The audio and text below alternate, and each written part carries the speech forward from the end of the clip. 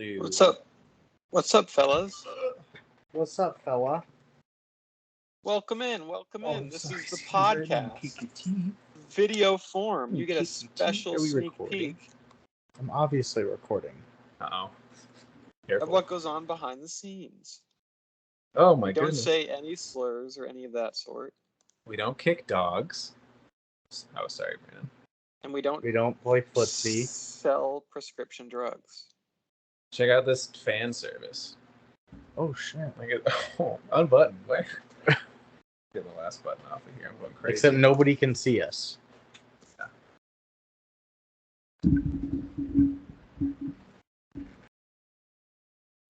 Should I give up? Do you guys have a way of starting this?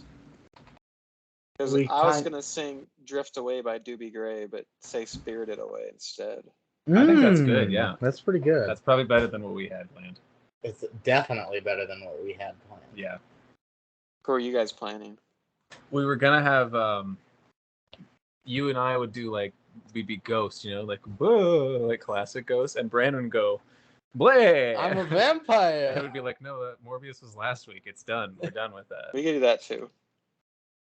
We don't have to do that. We can do both. We always try and do them both, and then we don't do anything that relates to either of them. Let's just do your guys'. That's a good one. That means I he's wanna gonna be a sing. ghost. Okay. Give me the Beat Boys. Remind. That's what he's doing. Where'd you put the drinks? They're right behind you. Oh. Scary. Spooky. Sorry for taking so long, Lucas. That's okay. You're up early, though. What do I gotta do tomorrow? Not too early. Okay. That's a cranberry in this one? It says there's a little bit. I guess it's liquor, but it's only 7%. Oh. Not too bad. We'll figure it out. Oh, that's a cool texture. It's a very cool picture. I'm gonna just go this way. It's a can ribbed for her pleasure. Yeah, we can't even make a trade in Dynasties or in Fantasy, Seth. So why is that ixnay? Because you had an IR guy that played, so you're like full on your team. Yeah, so you'd have to and I drop think somebody. Well, and I have like an illegal lineup, it says, because of that. And I can't make any moves Oh. until that's been corrected. Quelled. Okay. Hi, Lou. Gotcha.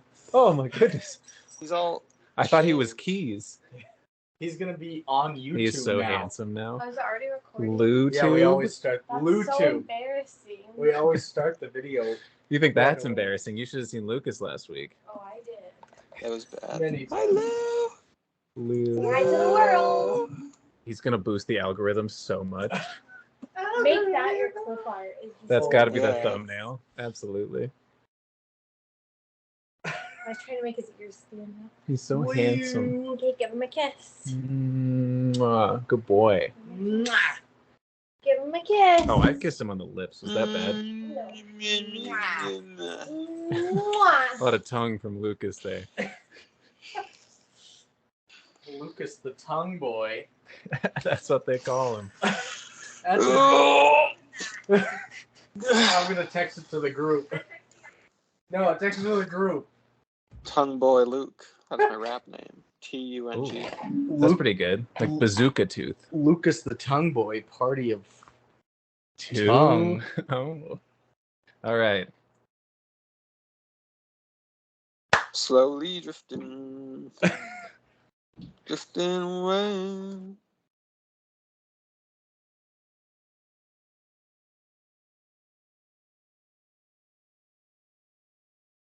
Spirited Away. Are you ready, Lucas? Yeah. Okay. I don't. Okay. Oh, I'll get into it. We'll get into it. Let's get into the movie. Move. Wait, I'm just making sure our wire situation isn't as bad as it was. It's under this time. It should be. I'm just gonna move it a little bit. Yep. Alrighty. Mic check. Let's do the don't yeehaw like you did last time. What do you mean? When we I- took our break, you'll hear it in Morbius. When we Okay. took our break, and then when we came back from the break, instead of waiting 5 seconds or clapping, We did 1, 2, 3 play, and Lucas was like, "Yeehaw!" Oh wait, no. And then I didn't hit the record button either, so I had to edit and like time it all up and just like make gaps here. Like, Lucas, why'd you yeehaw? Oh, that's funny. All right, let's get into the I'm ready. Cowboys. Okay, the Cowboys. All of our teams won today, Well, kinda. The My Bills. fantasy team got killed. and the Bills. Yep. But were you watching the London Vikings game today? Yeah, that was. My dad was going insane. That kick. The double doink. Oh, is that what I saw? That double doink. I don't know what game It was to from, send though. it to overtime, and it hit the upright and then the crossbar on the way down. Okay, I saw the video angle of that part of it where you see it, but somebody just posted on Twitter like, "Why is he moaning like this?" Because it does the double doink and just goes, "Oh." The doink. All right, let's get into this. Let's do that. All right, Lucas. 1, 2, 3, play.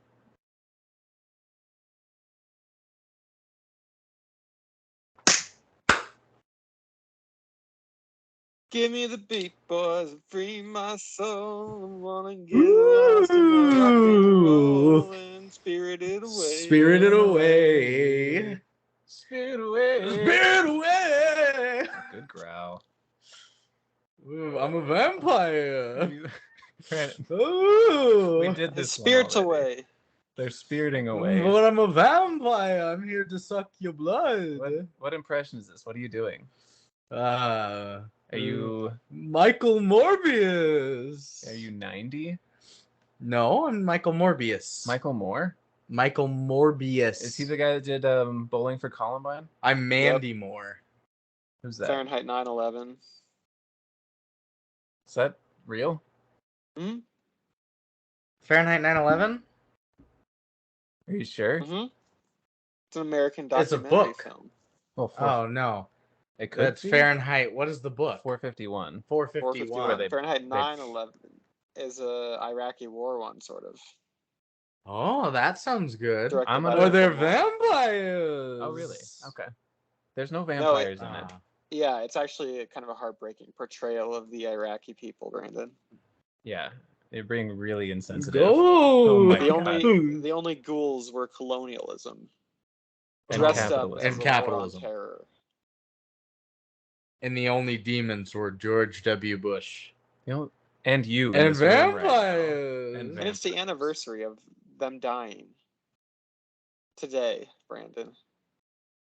Spirit away. I don't know how much more tone deaf you can be as a person. I think we've fleshed out every corner of why this is inappropriate, and you're still doing it.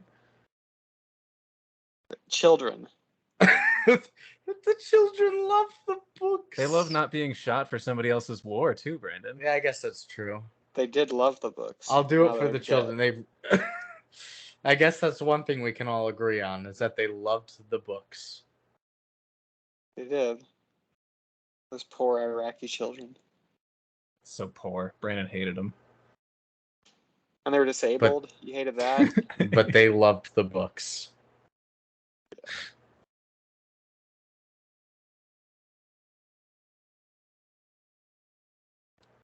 Guys, we aren't Yeehaw! vampires. Oh, he hot again. Lucas, why did Welcome you to the yeehaw? podcast. We're vampires this week, and we're yeehawing. No, we're still the Downtime Spook Boys. We're continuing Exactly. our Nice. quest of October Spook Fest with a new entry. Spooktober. Enter challenger number 2. Stage Spooktober left. Fest. Yeah. I like it. This was an interesting movie that we watched. And I feel like moving forward, we're going to have a tough time describing what we watched often. Yeah. So if you're to this point already and you are a fan of like anime in any way or just good cinema, films, yeah. just go watch Spirited Away. It's on HBO Max. Lucas, did you watch on HBO Max or did you rent on Prime? HBO Max. So you watched the Japanese No. version. Oh, what? You watched it in English? Mm-hmm. With like English voice actors. Mm-hmm. Okay, that'll be interesting to see. That'll be maybe we the watched differences in quotes then. we watched the Japanese Oh, version. why'd you guys do that? It didn't allow us to change the audio. I wasn't gonna look for an option because that's how I prefer to watch it anyway. But things Not just sound working. better in their original language. Like when we sang Spasenier in When high we school, sang Spirited Away. we sang Spirited Away and Free Our Souls. But there was an English version that was Salvation is Created, and singing that one just like Yeah, it was bad. it was terrible. Sound better in The Russian. majority of my quotes were based on the English like enunciation. Are you guys gonna do like Japanese quotes? Well, it's still gonna No, be. I wrote the subtitles down. Yeah, we didn't write. I'm not attempting to do a Japanese. If you would, what would your accent be, Brandon? Let's hear it. Yeah, I'm curious. Say a couple sentences in Japanese as an Yeah. accent guy. And do it properly without offending anyone. Oh, I was gonna do the Nathan Fielder when he goes, "Oh, would you like me to park your car?" When did he No, do you gotta that? make up your own. He Try something else. was He wanted to do the scary movie one too earlier. in that one he's trying to get rid of Asian bad driving stereotypes. So he has a woman stunt driver pretend to be a valet driver, and he's like, "This is just something that you would say Yeah. to them." Oh yeah, that's right. Would you like me to park your car? What am I supposed to do now? I think you've satisfied the requirements. Oh, yeah. okay. Yeah, we're good. So if you couldn't tell from our intro, we watched Spirited Away. The Slowly 2001 Japanese animated film. And before we get into the film itself, we're not drinking beers today.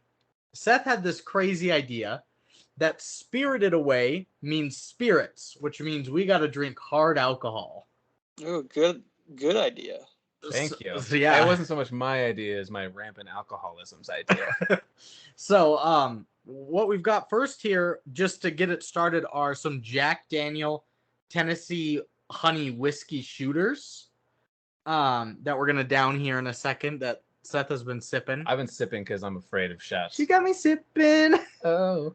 And then later we've got individual cans of Crown Royal Apple And sparkling cranberry. with sparkling cranberry and whatnot in there. So 7% alcohol on it. Was that a rum? Whiskey. in a hat. Did you still come with the fancy little purple bag? It did not, because they were just cans. I And do that's the love whole the point. fancy little purple bag. I know. But Because it's bad whiskey. Crown Apple? Yeah. Crown? It's Crown in general. Crown's decent whiskey. It's decent because of the velvet bag. No, it's decent in general, but it makes it good because of the velvet bag. Okay. All right, let's listen to this crack. Some oaky afterbirth going. Very oaky afterbirth. Yeah. I mean, aged in an oak barrel. Probably. You think so? I don't know. Yeah, probably. I think Probably. But that's what This is bourbon what like thing. 14-year-olds drink on the weekends. Yeah, that's true. Or my Nowadays. buddy James. Shout out Rat Boy. mine is gone. Brandon's is gone. Let's get this going. Hoorah.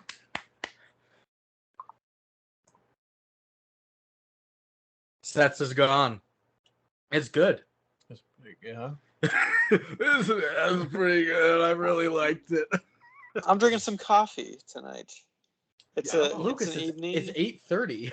I have Leave him school alone. in the morning. We're gonna be up for a while. One of I'm my gonna Movie too. Maybe I'll watch a movie. watching a movie, nice. One of my technicians today had 2 coffees this morning, 28 ounce, but they're called like I can't remember exactly what they're called. Death is in the name, so Oh. like Death Wish. mega Death Wish, Is that what they're called? Mega Death, something like that. I've heard of those before. Where it's like 12-ounce coffee of whatever Death Wish we'll call it Yeah. is 780 milligrams of caffeine, and she had 3.5 servings of it. So she had 2,500 milligrams of caffeine this morning. Well, isn't there a cap on how much caffeine actually affects your body? There's also a lethal limit, but I thought I heard it was like 500 milligrams. It doesn't do much else after that. That's what I thought. It doesn't keep you awake. It just harms you to a certain extent. Like it's like 6 cups of Your coffee bladder is. or kidney or something. I literally told her, I was like, you need to get your heart checked or something today. You're being really cruel today. No, she was pretty heart She was pretty checked. kind. Oh, that's good. She just needs that much caffeine to get her going. And this is a woman that checks our eyesight? No. Yes. How will she ever tell? Do you know what I do in a pharmacy? She sees beyond our skin. Do you know what a pharmacy technician does, Does Lucas? she look in my butthole? Exactly. She does the rectal exams. Somebody's got She just got licensed. Yeah, I'm not licensed for that yet as a pharmacist. Shaky hands in the rectum. Hands are in the rectum. Ah! Do you remember, Lucas, when we did that double-header intramural basketball game? Because one got rescheduled, but we only had 5 of us, so we had to do 2 full-court, hour-and-a-half long of just basketball. And David was like, Brandon, or there were 6 of us, but you were sick or something, or your back was hurt. I think I got hurt, yeah. And you had to sub out for Kevin a lot. And I was like, well, I'm playing the whole time. And David was like, here, I'll make you this pre-workout. Had like 800 milligrams of caffeine. It didn't like jolt me or anything, but I'm sure it helped me through an hour-and-a-half of straight full-court basketball. You were like an oak tree. An oaky afterbirth. But he told me, he was like, there used to be these pre-workouts that I used to get when it was legal that just had straight amphetamines in it. And he's like, that stuff would really get you going. It sounds like fun. So, there's our talk on caffeine today. Shout out and David. alcohol. Shout out David. Shout out David. Doesn't listen, but broke my ankle. He broke your elbow and your ankle. Still waiting for that check in the mail, buddy. Settle this like men. Oh, what's your address? Huh? What's your address so he knows where to send it? It's 1911, excuse me. 1911 11th Avenue North. Billings, Montana. Yeah, 59101. There you go, David. Or anybody. Just send Seth checks. Yeah, he's really don't come by. He's looking for money. I don't need recipes, though. No recipes. You're good. You work at a restaurant. Where'd you get them? The recipe? I got a home chef called my roommate, Armando, who's been cooking his whole life, basically. Authentic Mexican cuisine. It's awesome. Armando, send Lucas some recipes. Yeah, I'll talk to him when I get home, actually. I don't know why I didn't.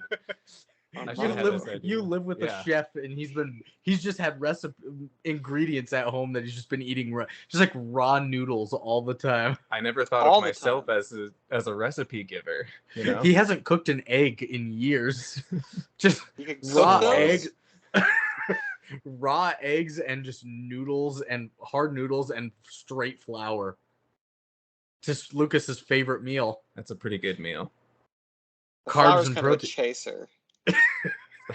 You chase with the driest substance possible. It soaks up all the it's a palate cleanser. Really. It soaks up all the yolk. Yeah. So you don't get yolk poisoning. Get yoked. All right. Let's talk about the movie here. Good idea. Our director for Spirited Away is Hayao Miyazaki.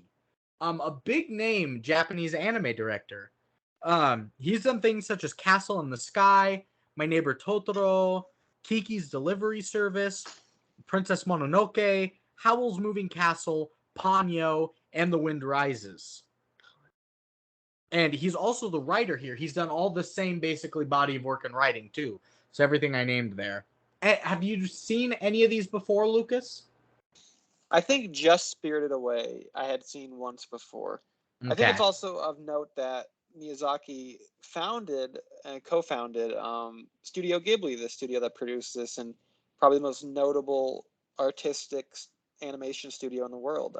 I looked it up, and I think it is Ghibli. We talked about that last week, if it was Ghibli or Ghibli. Yeah, because I always say Ghibli, and that probably won't change. But no, I'll acknowledge I'm wrong. I think it is Ghibli. But had you seen any of these before, Seth? I'd seen... You're a big anime fan. Yeah, I'd seen fractions of a lot of these, because it is funny. I am a fucking nerd. But, like, you know, Cartoon Network, the Toonami stuff. They'd always play, Dragon Ball Z, Naruto. That was my introduction to a lot of things. But they would have Pokemon. specials on the Well, that was just on regular like Warner Bros. Yeah. On Saturday mornings. But they would have specials once a month or every couple weekends where they play. I think it was pretty much all Studio Ghibli. I guess like Spirited Away was on there, and My Neighbor Totoro was on there, but. I really didn't have the attention span as a kid, so I've seen like 20 minutes of every one of those films probably. And they're all like super pretty and terrifying. And I vaguely remember Kiki's Delivery Service as the one. So yeah, we're pretty. Is she on the bicycle? And she's also on like a broom and flying. Yeah, I've seen a little bit of that. Yeah. So we're all relatively new to the Studio Ghibli realm, but we're taking it away here. Boys. I'm going to say a cast, and it's not going to mean really anything. I take the top Not 8 on we're the cast. Not to us. To our foreign listeners. I take the top 8 on IMDb, and then I'll search if there's any notable names. But these were the top 8. 2 of them are from the English dubbed version. So you got Davy Chase and Suzanne Pleshette, and then you got Miyu Irino, Rumi Hiragi, Mari Natsuki, Takashi Naito, Yasuko Sawaguchi, and Tatsuya Gashuin. In the Amugi, and the Yuiju, and the Baraki. I can't believe you said that of the 3 of us. Word association. But, like I said, none of us are going to really know much of that. So let's get into a plot today. During her family's move to the suburbs, a sullen 10-year-old girl wanders into a world ruled by gods, witches, and spirits, and where humans are changed into beasts. It's a fairy tale. It's got some Pinocchio influence. It's wild even off the plot description. Has a similar kind of Alice in Wonderland influence, maybe, as well. No. Through the rabbit hole going. I don't like Alice in Wonderland, but no, you're probably right. I would agree with that though, especially like that's good. The entry point and everything. Sure, just a little more haunted in a way. There are a lot of ghosts and ghouls and goblins and Draculas and what all these things have in common. Could you drop the vampire thing, please? No, it does have a lot of spirits and ghosts and things like that. So yeah, it was very interesting to see this world that was created that is kind of out of American culture realm. We kind of discussed this where a lot of it might have gone over our heads. Outside of the realm, Lucas. You look confused. Usually am. That's fair. Oh, God. Perpetually confused. What do you think went over our heads, you mean? Yeah, sorry. I mean, there's just like, I'm sure that if we were more versed in the Japanese culture and things like that, we would be able to pick up on maybe a lot more cultural clues that Hayao Miyazaki might have put in there. Oh, yeah. That's what we were talking about last night, how a lot of Western films, you can easily pick out the Christianity kind of allegory and everything. Like, what's his name? C.S. Lewis and his big-ass lion being Jesus Christ. Everyone's like, okay, I get it. He's Jesus. Okay. The wardrobe, but the Lion, the Witch, and the Wardrobe, the Father, the Son, and the Holy Spirit. Yeah, but with Japanese films like this that have their own cultural influence and religious influences that we are just not at all privy to for the most part over here, like it might have made more sense if we knew more about. I bet Yubaba is so symbolic. I think a lot of things would have been in there. Yubaba's probably the most symbolic character in the whole goddamn thing, and I'm just like, who is this giant woman? And Brandon's the mom. And I'm the dad. Yeah, Yubaba was the witch.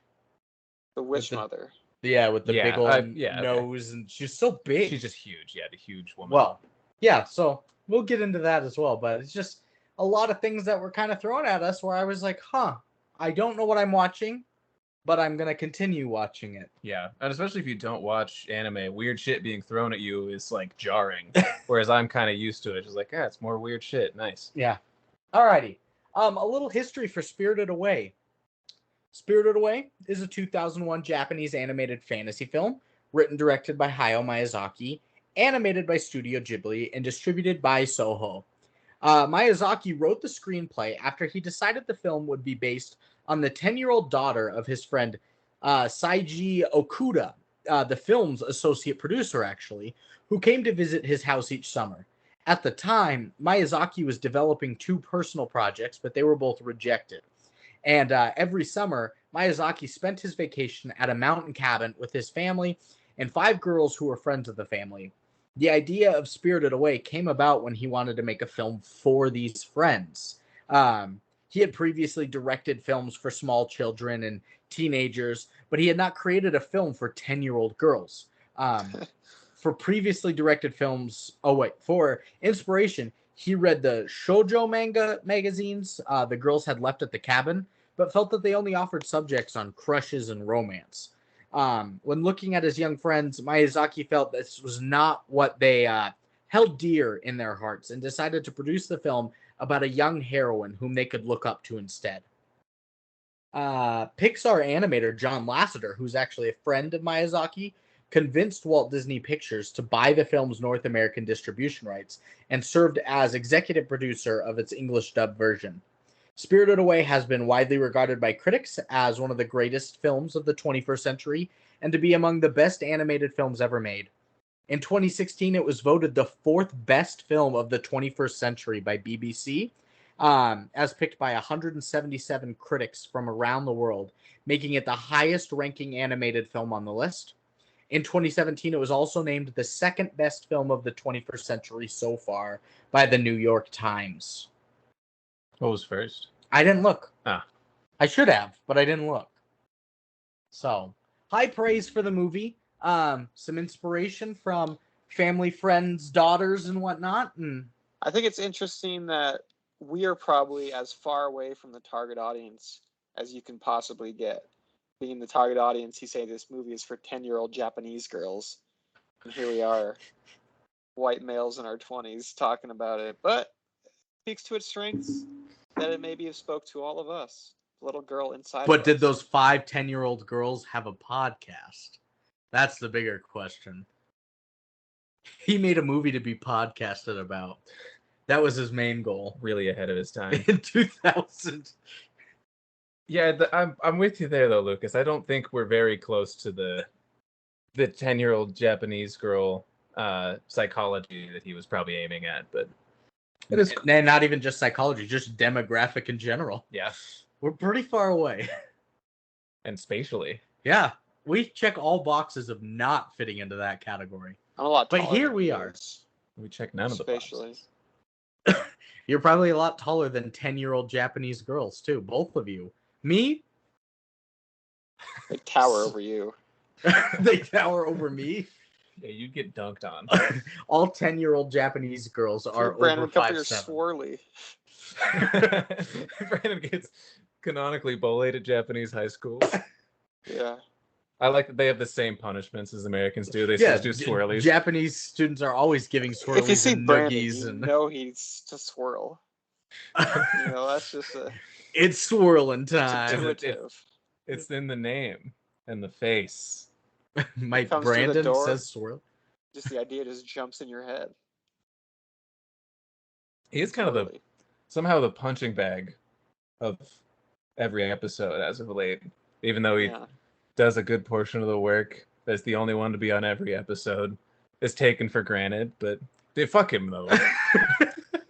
I remember swirly.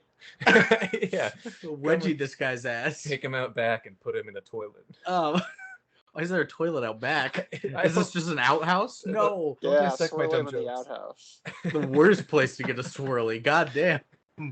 Gotta improvise on that one. I felt appreciated one episode, and it was the April Fool's episode when Alex and Marina did it, and Alex went, "Man, it's hard being Branded. Like, he takes a lot of notes and he talks a lot, like, to kind of carry us through." And I was like, "Thank you, Alex." And now we have to rectify that mistake. Yeah, with your self-aggrandizing rant you just went on now. Fine. Was that too far? Yes. My feelings are hurt. I'm sorry. We love you. I just want to throw a big word in there. I thought we were gonna clap. No, I'm not gonna clap for you after I've been demoralized this whole time.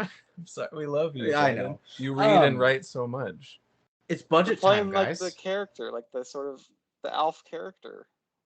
Alf? I don't want to be Alf. I don't know what Alf is. You don't know Alf? I know, but I don't know like his thing. Is he just like a man? He's cats. No, he's an alien guy.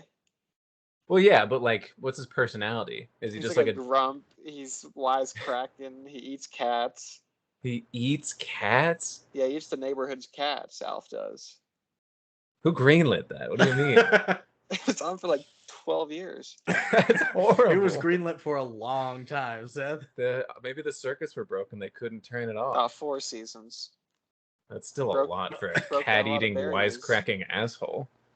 Alien? Alf hole. That was bad. Alf hole's I bad. That like was a it. movie. Alf the movie? He had a talk show. Oh, there are films. Here we go. He had films? Project Alf. Plural. Project Runway. What was his never mind, talk never got show? made. Could you imagine if Did on he have- Project Runway one of the guest Alf's judges the was talk Alf? show. Just Alf critiquing people's dresses they've made? I just want to see his talk show where like Marlon Brando goes on to talk about his Oscar acceptance speech and just explain everything. I But can it's imagine. Alf. I can imagine it would be a lot like Between Two Ferns, That would be pretty where good. Marlon Brando's just like, "Why the fuck am I here? Like, Yeah. how did my agent put me on Alf? I just won an Oscar." You hairy bastard. The late night show tonight with Alf. That would be pretty good. That'd be really good. Alien Life Form, if you didn't catch on ALF. Alf. Was this before or after E.T.? After. After. Alf. He would have gave E.T. a swirly. That's the kind of guy Alf was. And E.T.'s the Brandon. I am kind of the ET. Yeah, that fits. It's budget time, guys. Oh yeah. If you're booing the books, they better not budget. Let's be a paintball best bad budget. Bad Budget is a trademark of the Good, the Bad, and the Movies Incorporated. TM. Patent copyright. Patent approved. Just Oh, now. I'm a You're notary. part of the pat. I don't think notaries approve patents, but Then who does, Brandon? I don't know. Pharmacists? The patent council. No, pharmacists rectally probe you. Apparently, The patent council? Are they like the electoral college? yeah, of course. Where it's not like You have to be named Pat. moral. You The have to be patent named Pat. council's just a bunch of Pats. Patton Oswald is the president of patent council. All their significant Of others course. must live in hell. Because I'm sure they use their name as a pun like 24/7. Oh, for sure. They're like, why did I marry a patent guy? Mr. Patton, Chris Patton. Cringe. Certified cringe class. What do we think this this budget is? I don't know why I went like this. I but- don't know either. I was gonna ask. 2001 animated film. I don't Good know. question. 15 million, Okay. we'll say. It seems like it would cost a pretty penny to draw all this. Oh yeah, I I'm gonna should have said go- like 40. $25 million. 15 and 25? 19. Right between you guys. Nice work, teammate, buddy, friend, Good- lover. Nice works, teammate, buddy, friend, lover. TB FL. FL. For life. Tits, butt, fuck lips. I don't know. TBFL. What's the next question? The next question is opening weekend, duh. Okay. $4 So million. Wait, opening weekend in Japan? In the US. Okay. $12 million then. I want to say 12. Can I say $8 12 million. too? Mhm. You've said 4, 8, and 12. You can only have one pick, Lucas. I'll pick 8. Okay, I get 12 then. Oh, idiot. 450,000. That's sad. You're like, I wanted 12 million. I was almost like astonished, and then I got really sad. 400 million. What do we think it made in US and Canada total? probably like 7 million.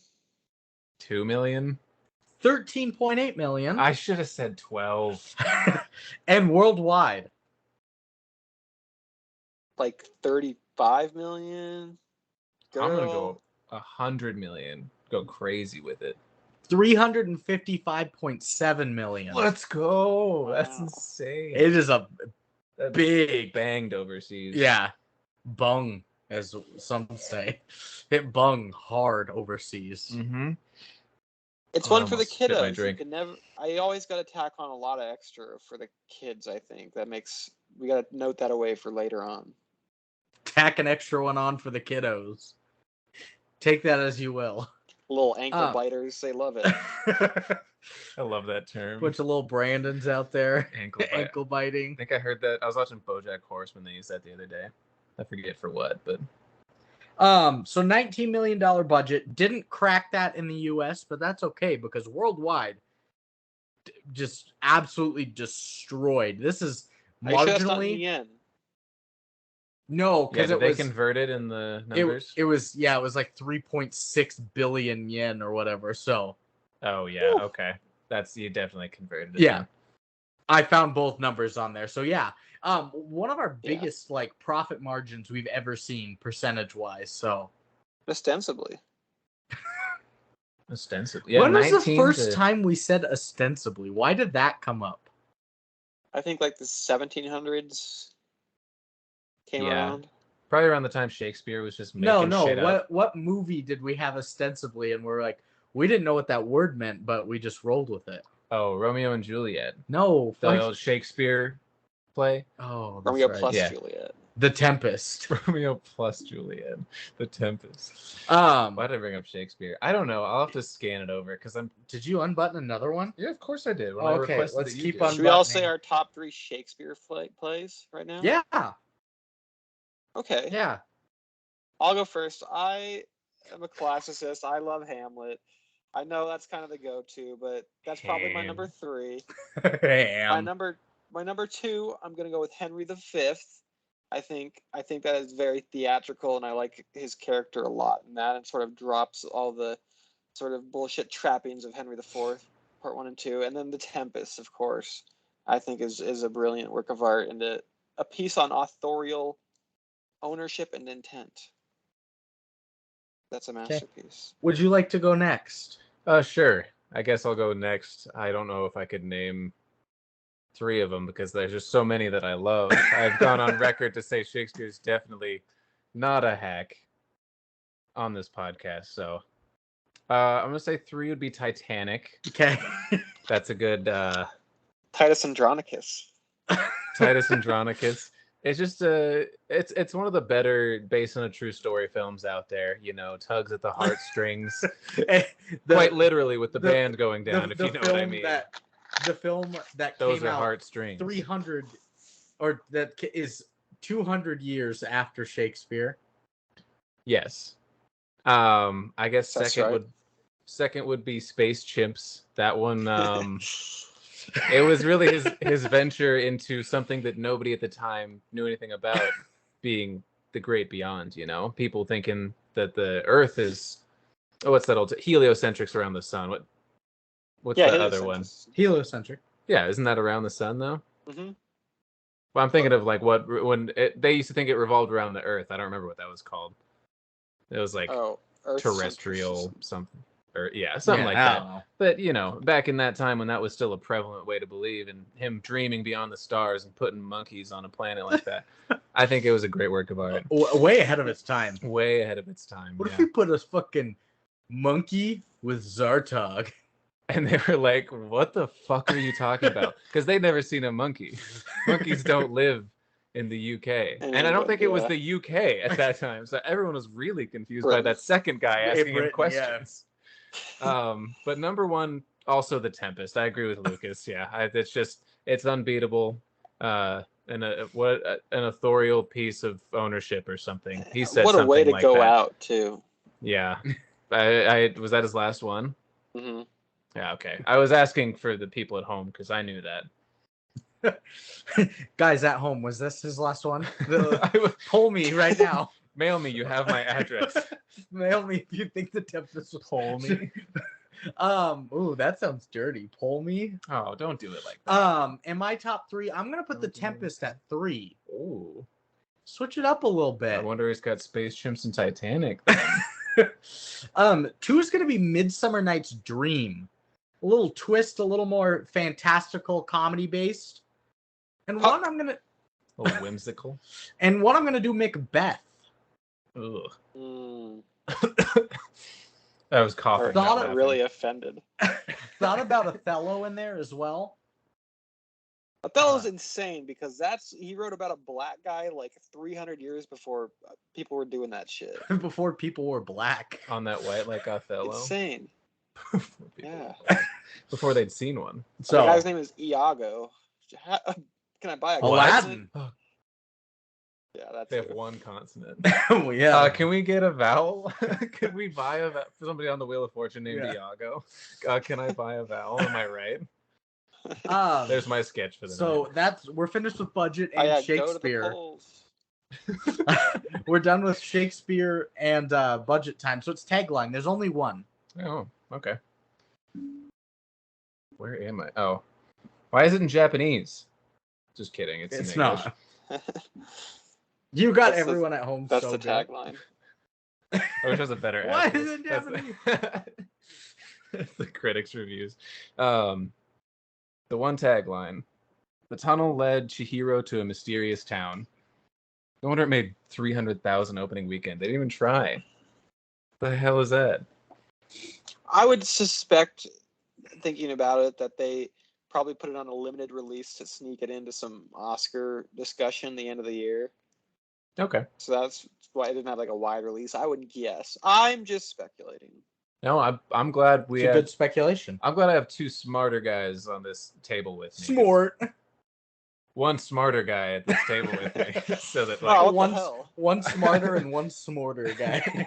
I can say something stupid and ask a dumb question and somebody would be like, "Oh, here you go. Here you go, buddy. Here you go, buddy. Throw me a little bone over here." Do we have anything? Bone zone. All the Do we bones have are thrown anything at of me. our own aside from the tunnel led to Chihiro to a mysterious town? Anything better, you said? Or just anything of our own? Where there's a spirited away. Well, there's a spirited away.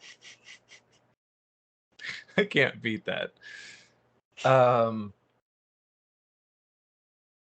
was gonna say like, look deep inside your spirit to find home or something. She is on a quest to save her parents in a spirited way. Oh. Welcome to the Ritz Carlton. Late checkout is not available. I'm sorry. We're gonna have to charge you extra.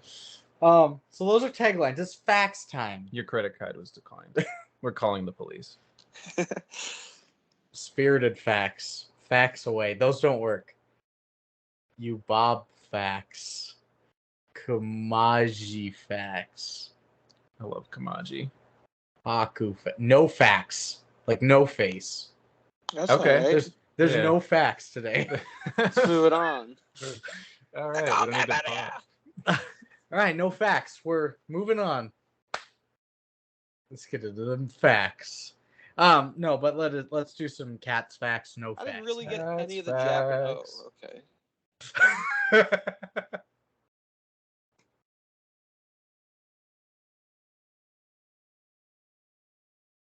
You were It's saying, yeehaw Lucas? Yeah. Facts. Giddy up number one. Giddy up number one. We got, despite having a rich plot with developed characters, Spirited Away was not made with a script. What? In fact, what? Miyazaki's films never had scripts. He's put in quotes, I don't have the story finished and ready when we start work on a film. The filmmaker told Midnight Eye, I usually don't have the time, so the story develops when I start drawing storyboards.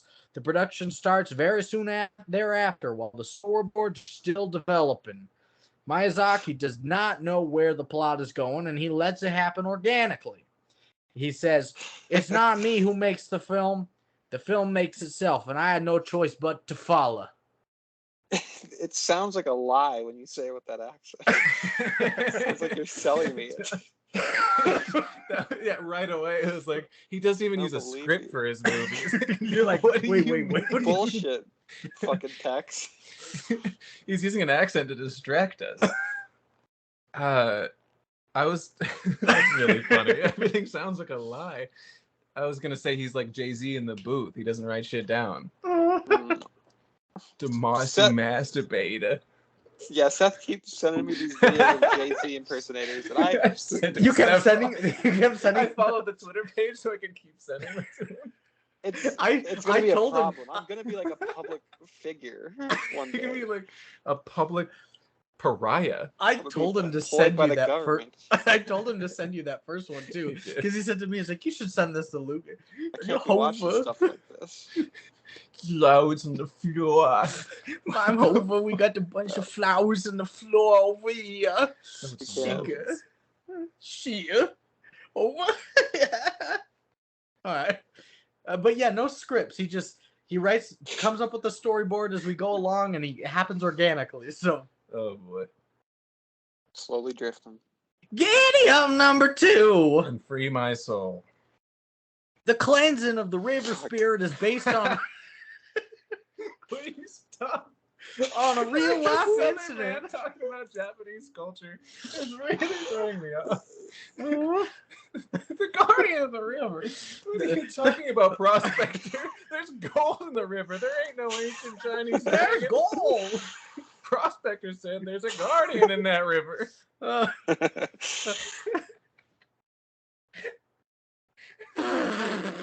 Sorry, I got myself with that one a little bit. The cleansing of the river spirit is based on a real-life incident in Hayao Miyazaki's life, in which he participated in cleaning of a river, removing, among other things, a bicycle. Wow. Well, I'm sorry, I didn't hear any of that fact. Can I just read it so you don't have to say it again? Yeah, the cleansing of...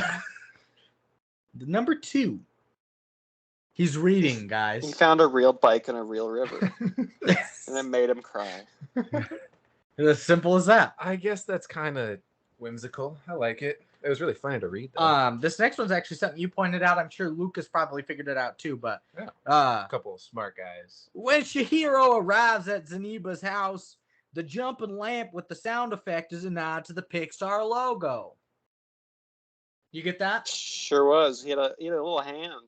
He did. The hand lamp. Yeah. Love making regular things creepy. Yeah, for sure. That's kind of weird to give a nod to your competing animation studio. Are they competing? You made $400,000 in the U.S. I don't know if you're competing over here. I think they're just both. Maybe eventually. But they are friends. They are partners. I just thought they were like well established in their own communities and kind of respect each other after a certain point. It's all after the paper, baby. As most good artists are. Okay. My next one is that this is the first film to earn $200 million in grosses before opening in the U.S. So it was racking up box office overseas before it even came to America with the English dub version. Okay. I need credence to my theory. Creed. Excuse me. Okay. Next one. Next one. In the scene during which Chihiro squashes the small worm-like thing that inhabited Haku with her foot, that Kamaji tells Chihiro to cut the line. Cutting the line is a Japanese good luck charm performed by making a chopping gesture through another person's connected index fingers. This is done whenever someone is affected by some impurity. It reminds me of when, do you ever have that when you put your fingers together? Your parents and you would? make the vagina? No. Oh, okay. No, well, like when I was young, my parents would do this. Most of my dad would say, you put his fingers, like say, break the pickle, and then you break it. Tickle. You tickle, you and say tickle, yeah. Ugh, God, you know I'm ticklish. Your nipples are so sensitive. They very much are. Mine are diamonds. Diamonds? Like diamonds in the sky. Diamonds in the muff. Yeah. Next one. Spirited Away Muff earned mining. Spirited Away earned 30.4 billion yen. Going was mines today, boy. The Seven Dwarfs and Snow White. Into his mom. God. To whose mom? The boy's mom. The prospectors. We're going to the mine today. He works in the boy's mother's vagina. They take a canary. They're going diamond muff diving. They take a canary, like a bird? Who's the boy? Whose mom? The prospector. Not the prospector. He's going diamond mining in the lake. Yeah. Who is he? I was just saying that the Seven Dwarves are doing it in Snow White. Oh, that's pretty funny. Yeah, not the Seven Dwarves and Snow White going muff diving somewhere else. Sorry, muff mining, not muff diving. Snow Wife. My wife. I knew you were gonna do it. I laughed preemptively. Next one is Spirited Away earned 30.4 billion yen and was the highest grossing film in Japanese history before being surpassed in 2020 by a movie called Demon Slayer the Movie Mugen Train. Oh, yeah. Have you heard of that? Which I hate that beat Spirited Away. Demon Slayer the Movie. Mugi Train. Mugi Train. Yeah, Demon Slayer's an anime that's been really popular as soon as it popped up. Like Dragon Ball Z levels popularity moving forward, probably. Huh. So the movie came out. Yeah. So the movie coming out was a pretty big deal. And the movie was like, a lot of times when animes do movies like that, they're just unrelated and it's a cash grab. But this one was almost a succinct way of doing a second season. And it was like continuation of the story instead of just like a little adventure. Okay. Different fun fact there. Only 3 more. A yeehaw. This is only one of 2 animated films ever to receive the Japan Academy Prize for Picture of the Year. The first in 1997 being Princess Mononoke, a production of the same crew. So Studio Ghibli's well renowned over there, yeah. I feel like that's kind of like their prestige piece coming out of Japan. I can't really think of. I mean, Drive My Car Right came out of Japan this past year. That was very well renowned. That was very well renowned. Seth, what say you? I haven't heard of that. I'll take your word for it, though. What are we talking about? What are we even You started saying saying? a bunch of movie terms, and I zoned just out. Japanese movies, Japanese cinema. Yeah, okay. The only ones I know are pretty much Studio Ghibli. That's, I think, the only Japanese movies that I know. I mean, Kurosawa has a long history of being one of the greatest filmmakers of all time. I think he sort of dominated a lot of Japanese cinema up until 1990s. His era was a while ago, right? Like his first few films were in the 60s or so? I think in like the 50s. Or even earlier? Yeah. Okay.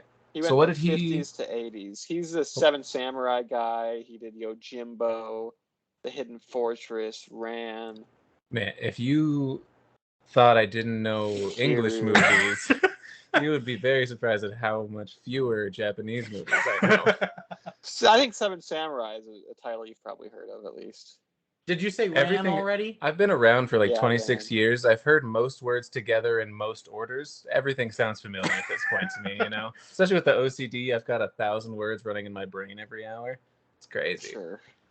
It's interesting because Kurosawa, as a samurai movie, essentially created the modern, or like the dominant Western aesthetic and genre. It's just replacing the samurai with like the cowboy gunslinger. Yep. Yeah. And then he effectively created Star Wars as an aesthetic too, with the Hidden Fortress, which was like a Macbeth adaptation that George Lucas just ripped off. Yep. That's super cool. Yeah. So all of Japanese movies are kind of in his shadow. Almost, Star Wars is basically a space western in a way, so or a space samurai movie. Lightsabers is a clear iteration of a katana. So is everything just like a different variation of a western, though, in a way? If you think about it, like Morbius was a vampire western. No, it wasn't. Morbius was a bad movie. There was a shootout at the end. It was a bat movie. It was a bat. Nice. Can I get to my next fact? Oh yeah, sorry. I thought you were Googling things. To this day, Spirited Away is the highest rated traditionally animated feature film in the IMDb top rated movies. In the top 250, this comes in at number 31. And I was Googling because I wanted to say some movies around it. Okay. This is just top 50 movies? Top 250 movies all-time IMDb. Right. But this is 31. Yes, this is number 31. Okay. So from like 26 to 35, I'll do the chunk that surrounds it up and below, above and below. 26 is Interstellar. 27, The Green Mile. 28, Star Wars Episode 4, A New Hope. 29, Terminator 2, Judgment Day. 30, Back to the Future. 31 is Spirited Away. Yeah. 32 is Psycho. 33 is The Pianist. 34 is Leon the Professional. And 35 is Parasite. The next closest animated one is 36 with The Lion King. Nice. I gotta watch Parasite. I feel like we fell off a cliff after going Interstellar, Green Mile, and Star Wars: A New Hope. Yeah. Star Wars: A New Hope's great. Is it Green Mile and Interstellar good? No, but you also grimace at Terminator 2 Judgment Day. Yeah, because it's just not up there with those other movies. Terminator 2 is amazing.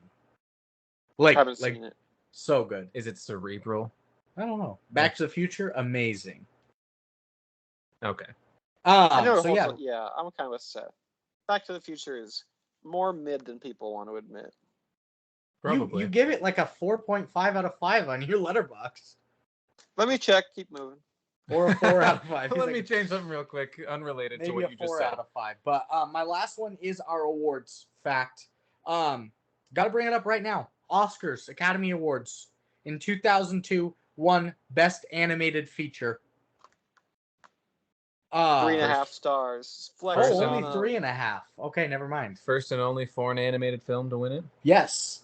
And I told this to Seth. The nominations that year for Best Animated Film included Ice Age, Spirit, the Stallion of Cimarron. Oh, so boring. It was such a boring movie. Treasure Planet. Sucks. It was Bryan so Adams bad. Treasure Planet. Was Bryan Adams the soundtrack, or was he Yeah. the chorus? Yeah, what the fuck? I love Bryan Like Adams. He's like the 40th best 80s rocker, and we're getting him to do a stallion movie, a horse movie. Dude, after Phil Collins and Tarzan, though, can you blame them? Yeah. Like, Phil Collins is probably Phil Collins came back and did Brother Bear. He's probably like 19th best rocker, and that probably moved him up to 18th after those movies. Anyway, Spirit, the Stallion of Cimarron. You got Treasure Planet. You got Lilo and Stitch, and then Spirited Away. There was not a Pixar film that year to compete with, but Lilo goes hard though. Lilo goes hard. We talked about that. This was nominated at the BAFTA for Best Foreign Language Film, winner for Movie for Grown-Ups Awards, or for Best Movie for Grown-Ups Who Refuse to Grow Up. The Academy of Science Fiction, Fantasy, and Horror. It won the Best Animated Film. Best Writing it was nominated for. Nominated for Best Music. Let's find ones that aren't city-based. It's a wagon. Wagon Wheel. And Seth, did you suggest this movie for us? Yeah. On what basis, may I ask? Good sir. Because I had seen it once, I think as aforementioned, as a child. Golden Schmoes Award, nominated Best Animated Movie of the Year. Winner of the Best Animation Family Film at Golden Trailer Awards. Continue. Oh, sorry. Excuse me. Yeah, I'd watch it, but I didn't really remember any of it. I remember being scared of No Face. Just a very horrifying concept to me as a child, because, you know, the biggest fear is the fear of the unknown, because your imagination runs wild with it. But I wanted to rehash it. I don't think there was a bigger reason than that. I remember being scared. I know that it's very much critically acclaimed, and like we've said, the only foreign film to win an animated feature award. It's interesting because it's a bit of an odd, I wouldn't say an odd fit, but a different fit into Spooktober, whatever the downtown Spook Boys are calling this month. Spooktober Fest? Spooktober Fest. Spooktober. I like Spooktober Fest. Because it reminds you of Hoop Fest? Oktoberfest, actually. No, Hoop Fest. But Okay. go on. Spook Fest? We can't say a little bit spoof. different. To be honest, I thought it was going to be a little bit more scary than it was. Like I said, I don't remember it very well. I just remember being afraid of it, but I thought it'd be a little bit more like psychologically kind of horrifying than it was. I think it's fair. Which No, it was that was fair. in certain parts it was, just like kind of messed with my brain a little bit. But yeah, it wasn't as scary as I was anticipating. So any viewers that are disappointed, I'll take the blame for this. I mean, Fall on that Morbius sword. wasn't very scary either. No, it was scary how bad it was. Yeah. That that alone was terrifying. This was scarier than Morbius was, I think. Lucas, you made a noise in Drop Dead Fred. Was it when he moaned? No, not the moaning one. It was when you said we were talking about what to name the facts, and you want to talk about Velocifaxer. Uh-huh. And Lucas just goes, "Ah!" like trying to make a Velociraptor noise, and it scared the hell out of me with my headphones on. I was frightened. That should be our noise for Spooktober. No. So that's ending my boys. no facts. Downtown Spook Boys. Sure. Downtown Spook Boys. You don't want no beat, boy. And free my soul. So that is ending no facts today. The Haw facts. So we can get into the movie. Movies. We spent 20 minutes on facts because you guys went on 6 tangents during that. Were you counting? No, you coward. I'm just guessing. Okay, that's You fair. coward. Let's get in the movie though. Is it still? Do you think Nicole Kidman was there?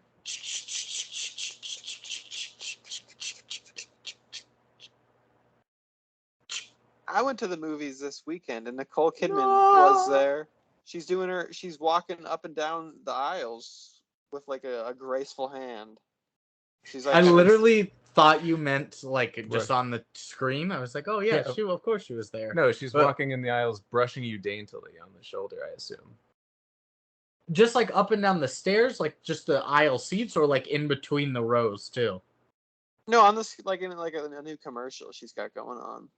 Oh. Damn. Yeah, so I was she right. She wasn't there. Yeah, in you were person. right. Oh, I was wrong. she was a spirit. She was there in spirit. She was there in spirit. That's She was pretty the good. Barbarian. Spoilers, man. I want to see that. Wait, what movie did you see? Barbarian. Do you even look at the Discord, Brandon? Yes.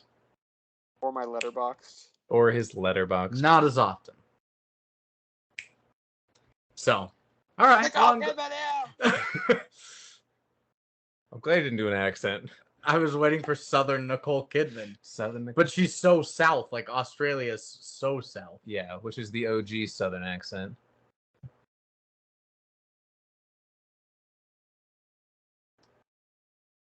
Is it cultural appropriation to just keep giving her tentacles? I'm just trying to imagine her saying "yeehaw," like Keith Urban. I Ugh. can't even imagine. Ugh, I refuse to imagine Keith Urban. Just in general. I didn't think about him for years until he was brought up on this podcast a couple times. And now you wake up in your sleep in like in a sweat. And you're a cold Nicole sweat? Kidman's married to Keith Yeah. Urban. Yeah. I love it. Movie time. Let's do it. Opens right away. There's no lead up. Chihiro is our little girl character. She's moving to a new town.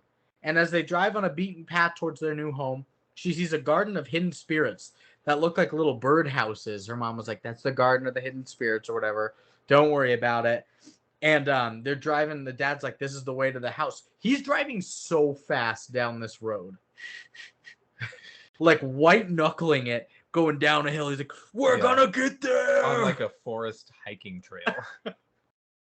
Pretty cool watercolor and animation right out the bat. That's what it looked like to me. So great. Absolutely. Beautiful. Vistas. Vistas also- on vistas. Vista on Oh, Vista. shit. And also along this path are several statues that catch Chihiro's eye. And they stop at a tunnel by a statue in the road, and also a giant tunnel. Yeah. But they're like, well, we better enter here. Well, I don't know what's on the other side. Maybe it's our home. Chihiro's too scared to enter the tunnel. What are you I don't think they laughing at? thought it was their home. The dad just had like an adventurous spirit of sorts. I think he did kind of think it was their home, though. He thought it was a gated community, and this giant tunnel was the gate to like he's the like, valley. my how house they is got up on it. that hill. What's that? Yeah. Well, then he's like, it's made out of plaster. It's a fake building. This fake church that they're in isn't a church at all. Oh, I thought he said it was like new, like they just remodeled it or something. I think that was to fill in the cracks. Oh, I thought he said it was fake. No, cheap. He was like, he said it was, he might have said it was cheap, but I think he said it was like new, like they just did techniques. it on it. This might, I mean, this could be like a thing with our translation difference. Could be. Yeah, we'll probably have a bit of that. We'll have a lot of it. But they stop. She's too afraid to enter, but also too afraid to wait by the car by herself with the weird statue in the middle of the road. So she enters the tunnel with them, and they make it through the tunnel to find a field with all these statues in there and some kind of dilapidated houses way out in the distance on the hills. And the dad's like, well, this has got to be an abandoned amusement park. But Chihiro's just very intrigued by these old buildings around her and the church-like tunnel thing. Yeah, keeps hearing noises behind her. Here's tons of noises behind her. The wind is almost pushing them in a direction. Oh, I forgot about the wind. Yeah, it is. Yeah. She thought the building was moaning.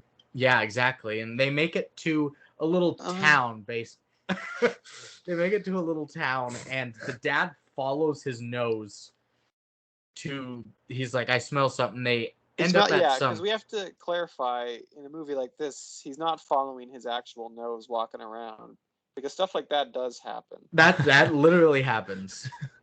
I think you're not wrong. Yeah. We do need to clarify that kind of thing. I don't think anybody listening is assuming that yet, but they will. Just to warn them a little bit. Just jumped in my head, yeah. Yeah. You're like, oh, your nose jumped in your head. How funny would it be if his nose was he's around looking for food, and you were like, come here, little guy, where are you going? Get back here. He's following my nose. He's got my nose. I'm walking here. He's Staten Island. That baby stole my nose. Dingo ate my nose. No, he's sniffing around. He follows his nose to a table just like full of food. And him and mom just sit down and just start shoving their faces with random food sitting out. Yeah, they do. They're eating like they're eating like just like whole chickens, basically. They can't stop. And also, if I may, they won't stop. And we can't stop. But it's probably a quote. I won't say it. Won't stop. Yeah. Is it a quote? That's a Miley Cyrus song. No, I was gonna say something I think you have written down. Credit card. Okay. But instead of eating, Chihiro wanders off to find a strange building with giant smokestacks surrounding it. And she's on this bridge looking at a train below, like on this river, when a lady comes up. I thought it was a lady. It's Haku. It's a man. Yeah, I don't know why you thought that was a lady. It's a boy with bangs. Yeah. Tells her I used to have bangs. She shouldn't be here and get out before dark, and that she will hold them off. And lanterns start to come on. Everything gets dark, and these spirits, these little black spirits, just start coming towards her. And Haku's using some magic to keep them away, I guess. He's kamehamehaing, right? There are a lot of kamehamehas in this. He's jutsuing all over them. But this amusement tentacles. Quit it. This amusement park town is eventually just full of spirits. And she goes back to see her parents stuffing their faces, who are now just giant pigs. And her pig dad is getting this shit smacked out of him by this cook with like a fan. Yeah. Spirit cook. This is where I saw the Pinocchio influence, where it's sort of their own like sin of gluttony is turning them into a literal creature. Like how he was lying, he became a donkey. Spoiler alert for Pinocchio. Because he's an ass. The new Pinocchio is getting horrendous reviews. The live action one? It's horrible. It's like semi-live action, yeah. Bad. Ugh. Yeah, you don't want to pick a lane. Yeah. Idiots. Garfield. I did think the movie was heading more in a being punished for your different transgressions kind of direction. Which that's what it was opening up with thematically, yeah. Yeah, but it fettered away from that.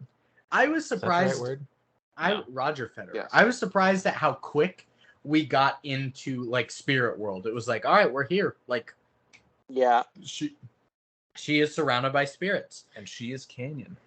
And she thinks this is all a dream, and she tries running away.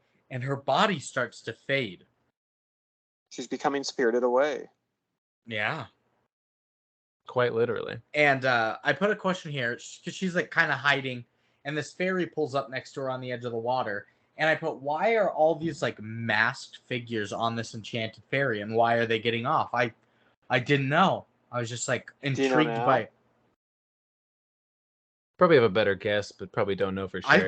I don't know now, actually. Not even a better, not like a ferryman from the real world to the spirit world analogy, like every other culture has. That was gonna be my guess, but that's probably about it. But their boat is like a cruise ship instead of like an old man in a robe and a boat. rowboat. Yeah. They're like having a time with it. Like, we're dead. We can finally party without repercussions. It was a houseboat. It was a houseboat. A boat condominium, but Fred style. Fred style. Haku had told her earlier style. Haku had do you Fred style. Wait, okay. Before we continue, what style is that? How do you? What's the most annoying sex position? That you're on. You're like crab walking. That's it. No, I don't care where she is. If I'm crab walking, I'm pissed. I imagine. I like crab walking, but I imagine her like crab on her side, but like on her hand and like hand and foot with her other hand and foot like in the air, like just sideways, like legs spread, and you crab walk into her back and forth. Okay, I imagine. Oh Fred's... yeah, that's the squeaky wheel. Oh, so that's not Fred style. Fuck. I imagine Fred style was like, you're like having sex with your partner, right? And there's just some annoying guy like, hey, like, get out of here. I'm trying to do it. He's like, hey, snot nose, you want to go break some glass? I imagine Fred style is just like, to have sex. I imagine Fred style was what like In-N-Out tried to do as like a promotion for Drop Dead Fred. Like our fries and our burgers, instead of animal style, are Fred style this month. Oof. And it bombed. Gross. Do they do animal style fries? Yeah. Oh. It's like with their sauce and cheese and like griddled onions on it. The viewers don't know my belly's showing. They don't. But so Haku comes up to her. He finds her and tells her that she's going to be okay. As long as she eats something, she won't disappear. And she eats something. Her body comes back. She kind of looks at Haku longingly and has like a flashback of just like her in water. Oh, did she? I think so. Yeah, she does. She has a little flashback of that. And that's it. Just like a quick little thing of her like in water. And my next note is Grandma Eagle is looking for Chihiro. There's this weird eagle creature with a grandma face that flies around. That isn't Yubaba. Oh, there's another one. Loved her. There's a couple of them, aren't there? I think it was just the one. There's a couple grandmas, but it's just the one bird with the grandma head. There's another bird with a hat of sorts. I think that's Yubaba. Yeah, because there's one where she just turns herself into a bird and dips out for a spell, you know. But yeah, Grandma Eagle's looking for Chihiro. And Haku's leading her to the house with the smokestacks. Jinjo appearance. Jinjo. Hi, buddy. Oh, yeah. That was such a good cameo. Oh, good catty. Should bring my cat. She can have a cameo. Nice. Yeah. Caesar would eat her, but... Caesar would eat her, but that'd be eat okay. Her butt. Louis would probably. My cat wouldn't do something like that. She's not a sexual deviant. Louis would try and eat her and then can't because he doesn't have a bottom jaw. They wouldn't eat her. She's sweet. Caesar would literally eat her the second he saw her. All right. But Haku's leading Chihiro to that building with the smokestacks. He would. It's a giant bathhouse, and Haku tells Chihiro, "Don't breathe as we're crossing this bridge, or something bad could happen." So they're walking across, and as she walks across, she sees... Well, she would become visible to the spirits. Yes. It's a bad thing. Yes. Nobody knows she's a human. And the bunch of spirits are passing by, little frog creatures, bouncing heads, a no-face spirit, which is just like a black premonition with like a white... Scream mask. Scream mask. Yeah, that's pretty good. Scream mask. Yeah, that's pretty good. And, but unfortunately, she breathed while on the bridge, and now everyone knows a human is here. and Master Haku's going to distract them while she gets away. And she's going to be on her own looking for the boiler room and Kamaji for endless work. That's what Haku tells her. He's like, you're going to have to work the whole time you're here, but as long as you're working, you won't disappear. Yeah, humans aren't allowed, but they are allowed under employment statutes that Yobaba has set out for herself. They get a visa so they can stay in the spirit world. A work visa. A work visa. Correct. So she's after that. So she has to be around here to save her parents. Correct. Yeah. I like this part pigs. of the movie, how there has this is what I was talking with Seth about earlier. I said it's like a video game because there's like a big giant quest that she has to do. The main quest is get her parents and get out of there. But on the way, she has like 45 little side missions she has to complete in order to get to the bigger side missions. So this is kind of the start of that. So instead of just being able to go get her parents straight out, she has to go get a job and find employment. Yeah, kind of like Without a Paddle vibes, where they're just trying to go find the treasure of DB Cooper for their dead friend, but they keep running into trouble along But the first way. they have to go camping together and naked. And there's bears and this giant old witch woman. Yes. I get what you mean now. I was a little confused when you said video game earlier, but it does make sense that she's kind of just like almost forgotten about the main quest at a certain point and just like focusing on upping her respect portion. You know? Yeah, for like, a while there she's just working day in, day out. But she's like she needs like certain items too to progress further along in the quests. But she won't get them by ill-gotten means. Is it ill-gotten or ill-begotten? I don't know. Okay, because I heard myself say it last week, and I was like, "Is that stupid?" Sounds better. It does, doesn't it? I said ill-gotten on the Fred episode. I was like, I think people think I'm dumb now. Anyway, but you know those games like Red Dead Redemption, where depending on how you achieve certain things, you get like a disrespect or like honor meter. She's like specifically focused on an honor build right now and trying to get 100% saint mode. She's like the perfect person doing all this shit too, while she's employed as a slave essentially. 10-year-old girl, she's the embodiment of purity. Embodiment of slave labor, maybe in Japan. Like maybe. Children laborers, I don't know. I don't know. We had children laborers too. I don't know the cultures. I have two tangents here for you real quick. They're short ones. You brought up Red Dead Redemption. When Lucas lived with Marina and I in our apartment, he got Red Dead Redemption 2 at that time, and he played Red Dead Redemption 2 all the time, and Marina loved to watch him play so much. And I remember coming home from Cold Stone one night, I was eating Taco Bell, and he's just playing Red Dead Redemption, so I'm watching him play it in the living room while I'm eating. And he is going on this quest where he's trying to like get these robbers, and he's carrying one of the robbers. And he's like right on the train tracks. He's got to follow the train tracks, but a train starts to come, and Lucas didn't know what to do, so he put the robber down on the train tracks, and the train fucking ran him over. Was that a mission, or was I just doing stuff? You might have just been doing. I don't know. That's the classic. That's like the first thing you do when you get a horse in Red Dead Redemption. Just kill it on a train. Yeah, my buddy and I did. Remember Aaron Reichenberg? Yeah, we did that. Yeah, I remember Rat Boy. That's not shout out Rat Boy. We got R.I.P. We just tied up a woman because we just found out how to hog tie. I was like, oh nice, check this out. So we put her on the tracks, and we were just like waiting for the train. It was like 10 minutes waiting for the train because it's on one giant loop around the map you've got.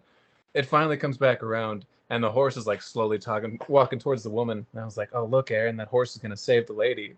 And he was like, no, it's not. He's just walking around. And then the horse, like the train's getting closer. The horse starts getting like a dead sprint. And I was like, he's going to save the lady. He's like, no, my horse is being stupid. He keeps heading towards the tracks. Train keeps coming. Horse gets hit by the train. Lady gets blown up. Everyone's like in panic. Like, oh my God, that horse just tried to save her. Train passes by. The woman is untied and running in the opposite direction into the desert. What? But the horse saved her. The horse saved her. Oh my God. You really are a man's best friend.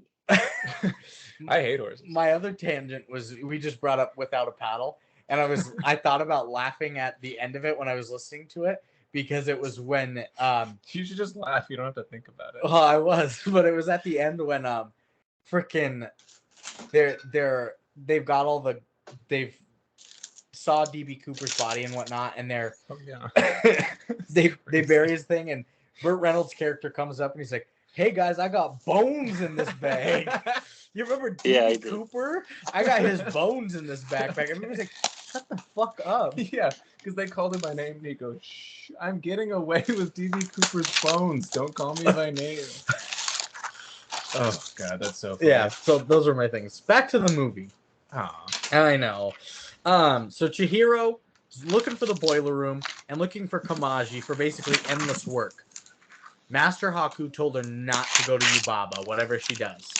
And Chihiro's flying down these stairs, smacks a wall real hard, and she meets Kamaji, who is a 6-armed man with like extendable arms, basically, that works to heat the baths. And this is the best character. Kamaji's great. He's my favorite.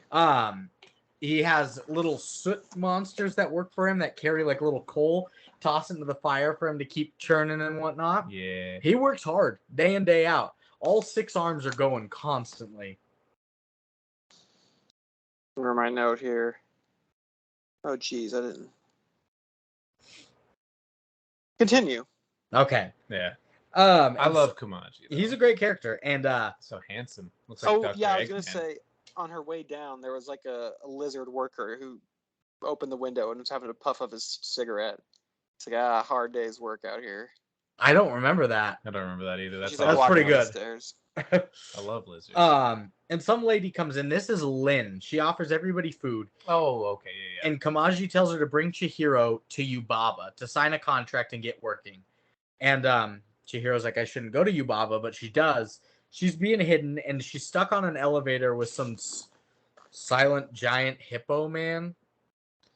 Yeah, I don't know what his thing. He was another client of this hotel that this building apparently was, but it's just a bunch of baths that people clean themselves in, wash their impurities away as spirits. Bathhouse. Yeah, but a symbolic bathhouse. Well, symbolic for us, for the spirits, quite literal. Yeah. And funny enough, Chihiro tries to open a door when a magic lock starts talking to her. Oh man, don't you remember? That was a. No, sorry, I'm having a separate. Oh, okay. And then an old woman yells to come, and she flies. Basically, quit laughing whenever I say come. Stop pointing it out. An old woman's like, hey, come here. And uses her magic. Quit laughing at come here. It's not funny. Uses her magic to pull Chihiro towards her. She flies through the air towards her. And it's Yubaba. It's Yubaba. Yubaba. An old... Yubaba, wee Baba. He, she, me, Baba. She's a short but gigantic, like wide woman, old woman with a giant nose and the biggest head. Probably 12 times the size of a normal human head. Yeah. And she's basically the ruler of this world. She makes you sign the contracts. You work for her. She's got the magic powers. Is she God? She is a god of some sort, god. maybe. She's a sorceress of the spirit realm. Businesswoman.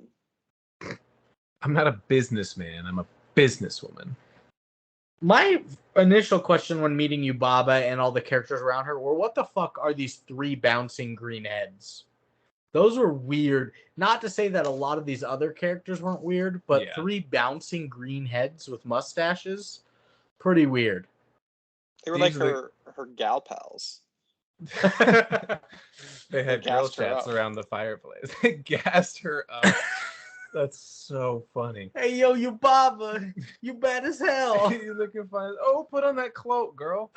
Fly away like a damn bird, bitch. I don't know what these 3 dudes were. They were just there. Awesome. And Yubaba tells her this is no place for a human to work.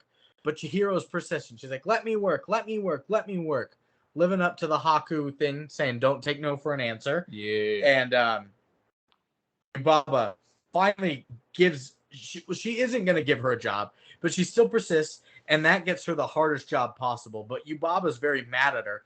She's super scary, grows huge, starts flying all over the place and shit. You're just like, wow, this woman is...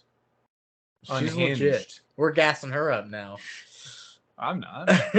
But she gets the hardest job possible, which is basically what Lynn does, the woman that gave him food earlier, which is just a maid of the bathhouse in a way. A servant, yeah. They just scrub and clean. We did also learn that Yubaba's under her own sort of spell/trap thing where she cannot refuse anybody who asks for work. She has to give it to them. That's right. It's like, oh, you tell me 3 times, I gotta give you work. Yeah. Well, I shouldn't like say that out loud. No, like, but yeah. I assume that's what it was. And I didn't think about like who would have put that spell on her since she's like the big sorceress lady. That's just now like a question in my head. The cursed businesswoman. Yeah. Because she wouldn't do that to herself. Like, what kind of self-imposed rule is that? Her like, twin? That's what I'm thinking, yeah. I just hadn't thought about it until now, sorry. I'm thinking out loud. Also, unintroduced twin. Yeah, we also see a giant baby foot kicking around back there that's distracting the mother. It's huge. It is the biggest baby foot you've ever seen. Bigger than the Big Mama and her house.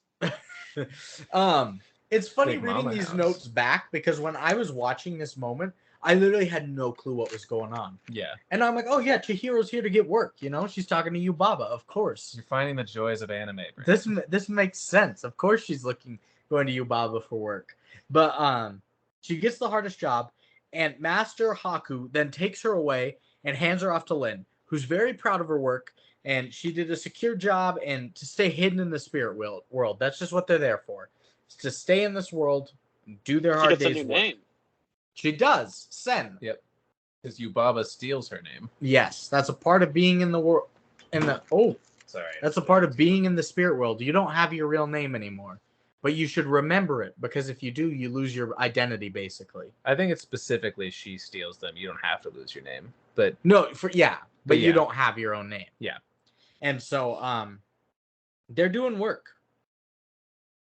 Just scrubbing things, and I put, oh my god, Yubaba just wrapped herself in a cloak and flew away like a giant raven. Yeah, girl. I know she's a magical premonition beast thing. Did not know that was in her realm of powers to wrap her cloak around her head and fly away. That was so Transmorphicons. She morbed so hard there. She morbed away. And Chihiro sleeping when a hand touches her sleeping bag and tells her to meet them at the bridge, and they will show her her mother and father. It's Haku. It's Master Haku, who I just recently, at this point in the movie, probably found out that Master Haku was a man. This is where you found out? I think so. I wish he would have spoken haikus. That would have been a cool little wrinkle. Master Haku speaks in haiku. What if Haku spoke in limericks? Or a southern accent. There once was a woman in a shoe. Nobody's going to hear that. That's fine. Nobody heard any of that. That's fine. It's okay. Just stay quiet. That's just a long silent part where we talk to each other. She came home and she said "pu." Is this part of your haiku? Is that, I don't know the full limerick of Lady in the Shoe, but that's like one of the main. Yeah. You could. That's the beauty of limericks. All I know is limerick is AABBA or whatever 2 letters you want to fucking use. It could be ZZ99Z if you wanted. Yeah, the one I've always heard is there once was a man from Nantucket whose dick was so long he could suck it. He lived in a bucket, yeah. He lived in a bucket, Brandon. But what about his dick? I need to know. Nah. No, we're good. Chihiro goes to the bridge to see she's looking for a family to see some spirit watching her intently, as well as Master Haku, who leads her to a barn to show her her pig parents. The spirit is No Face, we learn to be, who I think is my favorite character. I love No Face. I was surprised by that.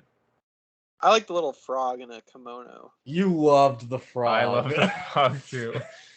I think Kamaji is still my favorite, though. But they go to see her parents in the barn.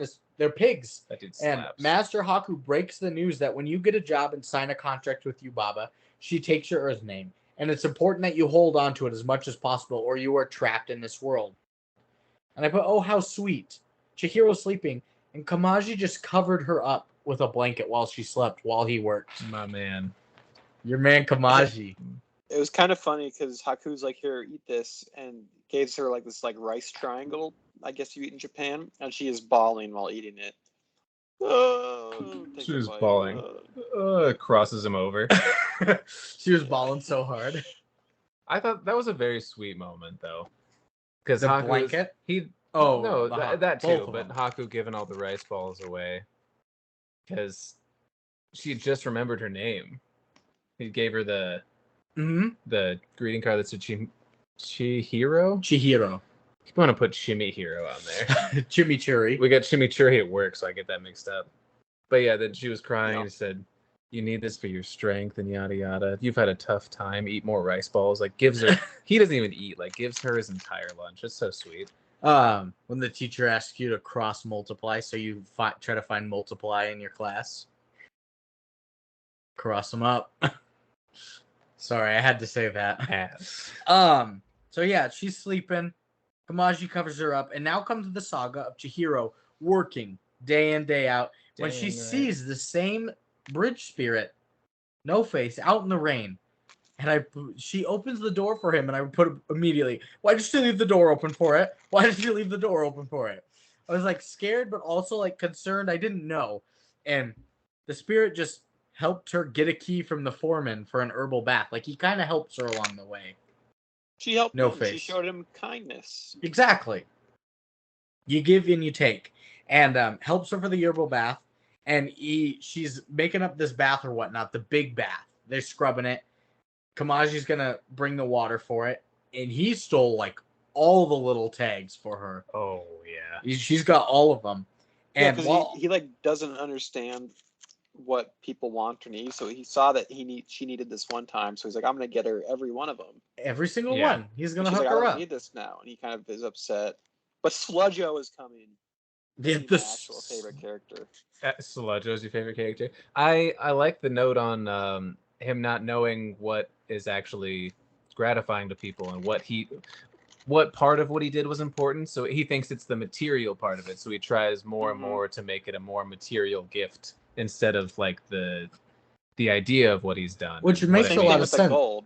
Yeah, that's what I was going to say. It makes a ton of sense because he's all about taking in food and just giving people gold. That's what he knows. And it's just cool to flesh out because obviously a lot of these are just metaphors for that spirit's literally doing it, but metaphors for us in real life not knowing how to love and understand each other, you know? But yeah, Sludgo comes in, a stink spirit, heading straight for the bass, gets to the big tub. Wait, was his name Sludgo? Are you just calling him No, that? he called him Sludgo. Okay. But heads to the big tub that they had just cleaned for the stinkiest of baths, basically. And Chihiro's about to be the real hero as she uses all the extra tags to basically super bathe the stink spirit. And she finds a thorn inside the stink spirit as he's being cleansed. And Yubaba realizes this is no stink spirit at all. So everyone works together to dislodge the thorn from it. And it was a bicycle. They pulled it, followed by a ton of trash in the stink spirit. Yeah. There's also a cool scene where she like gets really up close to it and smells him, and she shivers and like her whole body shivers, but it's done in a really cool animated way where like that was very cool. Shivers when she's at like at the front door, right when he first gets like he's not even to the bath yet. Yeah, that was super cool.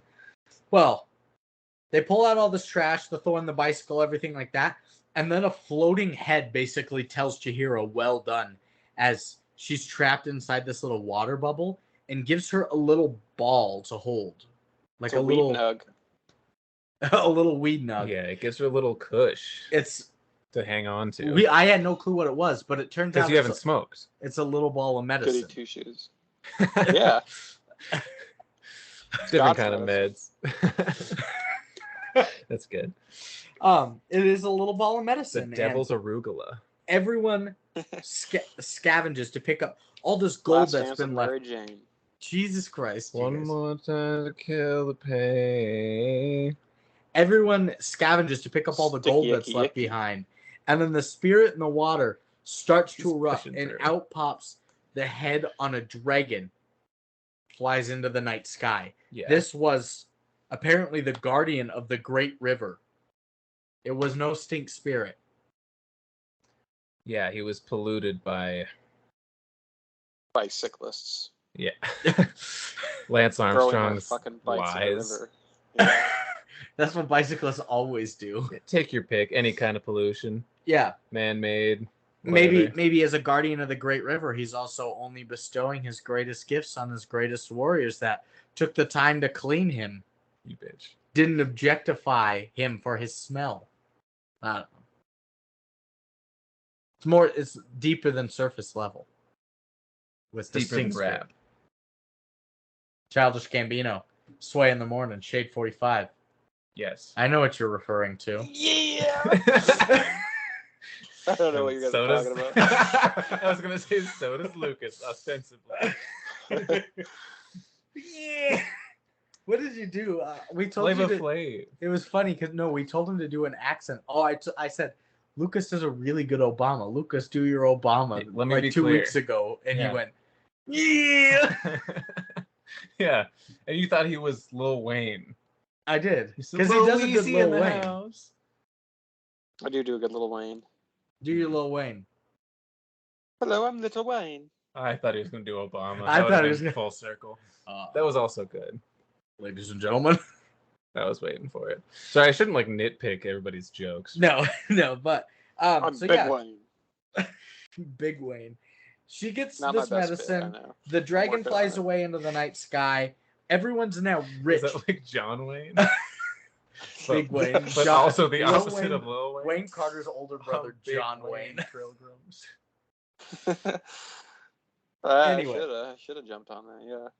Everyone's now rich because of all the gold the Guardian of the Great River left behind. Wayne Wade. Okay, yeah, go ahead, Brandon. And if Jesus paying LeBron, I'm playing the Wayne Wade. They got sandwiches and everything, and she's got this little ball of medicine. I was like, why did she eat this trash ball instead of the food that's right in front of her? Because you thought it was part of his sludge. And you're like, why would you eat that? Why Isn't would that you garbage? eat the sludge? It's the weed nug. I didn't know it was medicine at He first. doesn't I was know. like, why are you eating trash? A direct quote from Brandon, why are you eating that? Isn't that garbage? But she realized it tastes gross, spits it out, eats a sandwich instead. And some little frog is around just scavenging for gold when the spirit, No Face, is chilling in the tub and summons much more gold in his hand to entice the frog. The frog comes up to him to take all the gold. No Face just eats the little frog right up. No! Did not care for that. It was weird because his mouth was below the mask. Like, it didn't... I was surprised at that. He doesn't have a face. That's what the mask is for. He is. Have we No Face said his character design yet? Yeah, he's a giant black sludgy blob figure with a sharp toothed mouth, but he also has this like Japanese. I think it's called No Theater and apostrophe OH Theater, where they have those masks instead of like actual acting emotions. So I guess that's a clever play on words because he's No Face and No Face. Yeah, that is pretty good. Of those masks. Okay. Let me make that up and make sure I'm not lying. And saying we're believing you 100%. Honestly, don't look it up. We should unbutton once more. I can't. It's only like this. Yeah, it's called NOH Theater, and they have those. That's where the mask is from. Yeah. Huh. Okay. That's what the mask is. Well. That Dream song. No Face basically ate up this little thing, and this little frog, and Chihiro has a bad dream that the little ball of medicine she got, or that the ball she got is medicine. And she tries to give it to her pig parents, but no luck. And so she's like, wow, this thing must be medicine. She's really believing in her dream. And No Face just living it up in the bath, summoning gold for everyone who brings him food. And just eating and growing in size as he eats more and more. He's going ham. As the kids say. Ham! But he's eating fish. He's eating everything. Yeah. Literally everything. That's true. And Chihiro keeps looking over at a distant island, wondering if that's where her parents are from. She's always afraid with how long she's been here, and that she won't remember what her parents look like if she ever can find a way out of here. It's true. She is worried. She's worried. She's very much worried. And Chihiro then just lets a dragon in her apartment. It's Haku. It's Master Haku. This dragon comes in. She sees it being chased by these little paper birds. We knew it was Haku.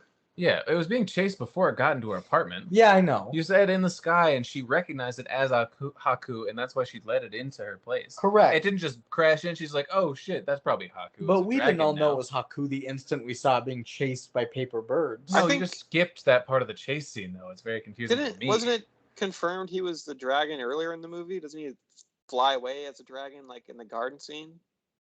I think this is his first instance of a dragon. This isn't the first sighting of a dragon, though, because you see the same dragon in an earlier scene. My note right away was Haku returned being chased by birds. I thought he flew away, I think, in the garden scene when they meet up. You definitely could have caught something we missed, because there were times he and I were taking notes, but it's in Japanese, so we didn't hear what was going on. So there are definitely gaps. Yes. Definitely Proper pronunciation. Definitely gaps for Brandon and myself. He comes in being chased by a paper bird. She thinks the dragon's Haku, it is, and he's bleeding from the mouth and darts out of the room. And Chihiro turns all this Phantom's gold, turns down all the Phantom's gold, because he's making a ruckus among the bathhouse, basically. Everyone's just going nuts over the gold. And she apologizes until the Phantom eats 2 more people that are trying to get more gold out of him. Yeah. And this is where Seth and I paused from last night. We had to finish it today. He eats 2 people, and Chihiro's getting the hell out of there. She's climbing up the tallest ladder of all time. Ostensibly. Yeah. Ostensibly. Climbing up, and she makes it to the top, narrowly avoiding the flying Yubaba as the raven thing. When a little this thing has sunglasses too. Yeah, as soon as that thing popped on, popped on screen, and goes, "Oh shit!" Here we go again. When one of the little paper birds sneaks in the window that she's trying to break in, for her opens it from the inside, and she listens in as Yubaba is secretly talking to someone, saying their greed caused the No-Face to come in. But she makes a noise, and Yubaba hears her, so she comes looking for her. Chihiro hides in a bunch of pillows. Uh-oh. Look who's talking now. The big-ass baby from earlier. Big-ass giant baby. Big ass. He's there. He wants to play like all babies do. Right. And Seth immediately went, "Oh shit, the baby's evil." Because it was like, you better play with me right now or I will cry and Yubaba will come and kill you. Yeah, and then he tried to break her arm. Break your arm. Yeah. Evil baby. Big baby. Big evil baby. Too big for Chihiro. Yes. Quit laughing at that. They're children. I know. And I'm a bad person. Big children. Haku's still in dragon form, hurt, lying on the ground as those bouncing green heads try and push it down some hole. And Chihiro's trying to save Haku from being pushed down. She's like, don't. When one of those little paper birds turns into Yubaba. Or does Ostensibly. But not apparently. Yeah, apparently. No, apparently, but not ostensibly. But not I think. really. You start to learn because Yubaba changes her own son, the baby Bo, into this little rat. A rat. And then she turns the flying grandma. Bird. The Yubaba bird flying grandma head eagle thing. Yubaba Zoo. Into like this little mosquito thing. That's good. Yubaba Zoo. Yeah. It is a little mosquito thing. And turns out this isn't Yubaba, but Yubaba's older twin sister, Zeniba. Jamaica. Ooh, well. I was going to say iCarly, yeah. It's a twin sister. It looks exactly like her. It could have been, that's how twins work, Lucas. No. Wearing the identical twins. She's wearing the same clothes and everything as well. True, I guess. She's not like, oh, I'm the pink Yubaba. She's like, no, I'm the same person, but I'm just this one. I'm the yellow. It's a Yubaba. carbon copy. Yeah, essentially. Yeah, and so Zeniba. Haku wakes up before he's about to die, smashes the paper of Yubaba's twin spirit, and he falls down this hole with Chihiro. She was chasing him because he had stolen a big golden seal from her. And so Zeniba? she was like, yes. So Zeniba was trying to chase him back. And that's why he smashed her and cut her in half as a paper Zeniba. Correct. He stole some token item from her. And Haku's fallen with Chihiro on his back as a dragon down this hole until some spirits basically lift him up before he hits the ground, flies through this hole, and they end up in Kamaji's boiler room. Kumaji. where Chihiro ends up giving Haku the medicine that was meant for her parents. And he spits out some little evil purge spirit, this little black thing. Ugh. And Haku transforms back to his normal self, but is barely alive. Kumaji tells her how Haku was once lost like her as a human, wanted to learn magic, and got stuck in this world, basically. And Chihiro's like, you know what? I got to go on a journey to return this charm that he stole from Zeniba back to her. But then maybe he'll be all better. The ailment will be gone. The curse will be lifted. Yes, because this little thing that he stole had the little purge spirit in it. Well, it had a curse and the purge spirit. The little spirit was already, that little worm was already inside of him, though. Oh, it was? Yeah. It's revealed they that talk was about put it in there by Yubaba. Yubaba, that's right. To control, yeah. The curse can only be broken another way. Love? Yeah. So Chihiro's gonna go on this journey, but she must confront No Face on Yubaba's orders because she's the one that let him in. And he's very big now. She's stuck in this room with him. And she ends up giving No Face the last of her medicine that was meant for her parents. And he gets too high because he starts puking everywhere. Crossed. He was crossed. He gets really pissy, though. He gets so mad. Pissy to this point of, like, property damage. No, he tears everything down, starts puking shit out, sludge everywhere, and chases her down. She's like, I'm getting the fuck out of here. I gotta go find Zeniba, and he follows her. Spits out the people, too. And the frog. Spits out the people and the frog. He does, yeah. Oh. Yubaba tried to stop him coming down the hall with another Kamehameha. This was her second one? The Haku did the first one. Haku did one? Yeah. What's it called in Dragon Ball Z when they go sicko mode? Super Saiyan. Yeah, she goes Super Saiyan, kind of. Yeah. Tries to Kamehameha, doesn't work. She gets her ass covered kicked. in mud. And Chihiro makes it to Lin, who rows her to a train track on the water that she can walk on, over to a station for the one-way train to Swamp Bottom. I like the boat she had. It was a one. It was weird. She kind of. Yeah, you did it on each side. She was killing it. It was a cool boat. It was cool. But who follows her the whole time to these train tracks in the station? No Face. Wah, wah. He's back to his normal, like, bridge phantom self. And he's just lonely. But this time he's suicidal and he jumps off. No, he doesn't. Yeah, he does. But he lives. Off the bridge? Yeah, he jumped off the bridge. That was kind of funny. But he doesn't get to, like, float down. He just has to. He's a ghost, but he falls plummets. like a normal person jumping off the bridge. That's kind of a bummer to get to the afterlife. You're like, what? I can't even be a little lighter? Yeah. I'm like 400 pounds as a ghost. This sucks. he broke his ankle. He broke his ankle. David broke elbow. No Face's ankle. Well, he makes it to the train station with her, and they take this train out to Swamp Bottom to visit Zeniba. And I put here, some of these tracking shots, the panning shots of, like, the train tracks in the water as they go and the landscape, with the music behind it, this theme of the score was absolutely stunning. It stunned you. Yeah, Brandon was loving it. Move. Especially, No Face used Thunderwave. Brandon is paralyzed. With love. Yeah, he did love him. They're passing by, assumedly another train stop where it's dinging to, like, the ding, ding, ding, ding at the train stop, and there's, like, a man sitting there. But the perspective shot on it, because it's like supposed to be a still camera on the train, so it warps your perspective of the guy you're passing by. Yes. It's hard to explain the shot, like, verbally, but it was just really well done. And, like, it looks like if you were just looking straight ahead out of a window, it's exactly what would happen if it passed by you, and, like, the Doppler effect and everything, like the sound of the train stop dinging. They captured it pretty beautifully. It was gorgeous. Oh, there was a good Doppler effect, you're right. Yeah. You know what scene I'm talking about now? Yeah, exactly. Well, Haku wakes back up and asks Kumaji what happened to him. He doesn't remember everything, but he goes to tell Yubaba that Chihiro has played a trick on her. And Yubaba's freaking out because she figured out her son, Bo, is gone, the giant baby. The gold is fake, and she finds out her son is with Zeniba.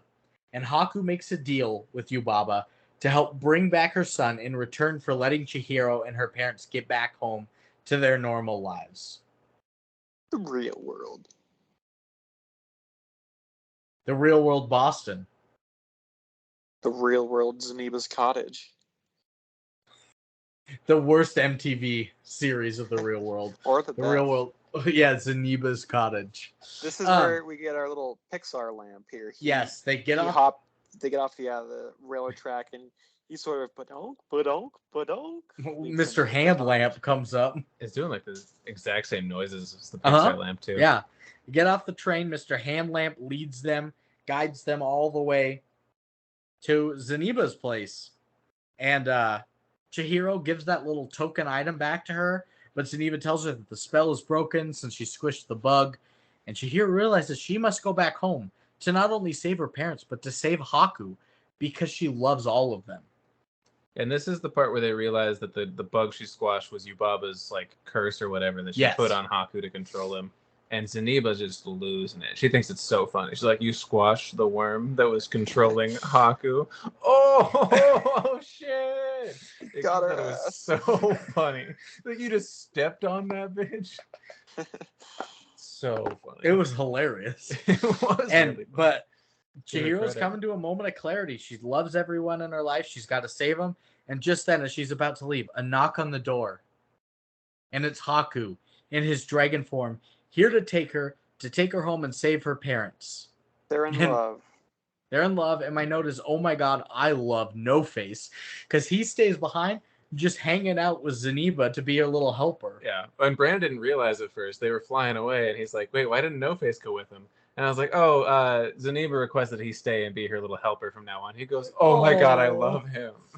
Because he's so lonely. That's his deal, and now he's got something to do. He's got something to do and something to do besides eat people. I was literally swooning over him, like using a fork, eating the piece of cake. Yeah, eating something besides a human being. Because he did eat several people, Brandon. He's so cute. He was so He's like the xenomorphs from Alien.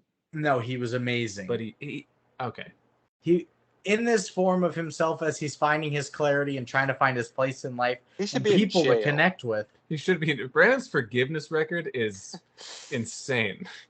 Just because he barfed those people up didn't mean he didn't swallow them. That's true. He's a spitter, not a swallower. That's why you love him.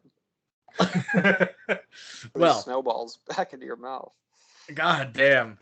Well, as the dead people, of course. The dead people, of course. As Chihiro flies away with Haku. I hate dead people. Said Haley Joel Osment. Into the sky, she has this premonition again of her. She has this premonition again of her in the water, holding on to Haku the dragon. When she remembers everything. When she was younger, she almost drowned in a river. And this river was called the Kohaku River. And Haku was the one that saved her there in that river. Yes. His name was I'm a river spirit. Was that his actual name? I think he said that at one point. He said, I'm a river spirit. No, he said, my name is... No, that could have been in his... in the English version. Yeah. They could have Americanized it to the point where like, I don't have a name because I'm a river spirit. His name was literally like... He had a full ass... Nijiya Yashi Haku, or Moka Haku... I think it was... Shikiro. It was like super long. I think it was just Toyohashi Kohaku. No, there were 3 names. I don't think in mine it said, hello, my name is I am the river spirit. I love you, river spirit. Which is essentially what it was, but I think in Japan it's more important that it has a name, I guess, ostensibly. Sure. I'm glad we're getting some clarity there. But, yeah. River clarity. When she tells Haku that his name is I'm a river spirit, or whatever his full name is, she says Kohaku to him. Just mid-flying in the sky, he turns back to himself, remembers everything, and they just fall from the sky. He had like a jolt where you see like each individual feather kind of shooting off. Or scale or whatever, kind of like... I guess it's probably scale. It just looked like feathers in the animation. Yeah. And they fall from the sky, embracing each other, holding on, crying, and as they're about to hit the water, they just fly away. Almost like they're spirited away. Oh shit! I never thought about it like that. I didn't. You didn't? No, I did. It's like they have Cringe. a magic carpet almost. Aladdin 2, The Return of Iago. And they're going to return to a whole new world. Well, Nice. Couldn't think of something funnier. they fly away, and Chihiro's trying to go home with her parents. And even she comes up to Yubaba. She's like, "You're gonna let me home?"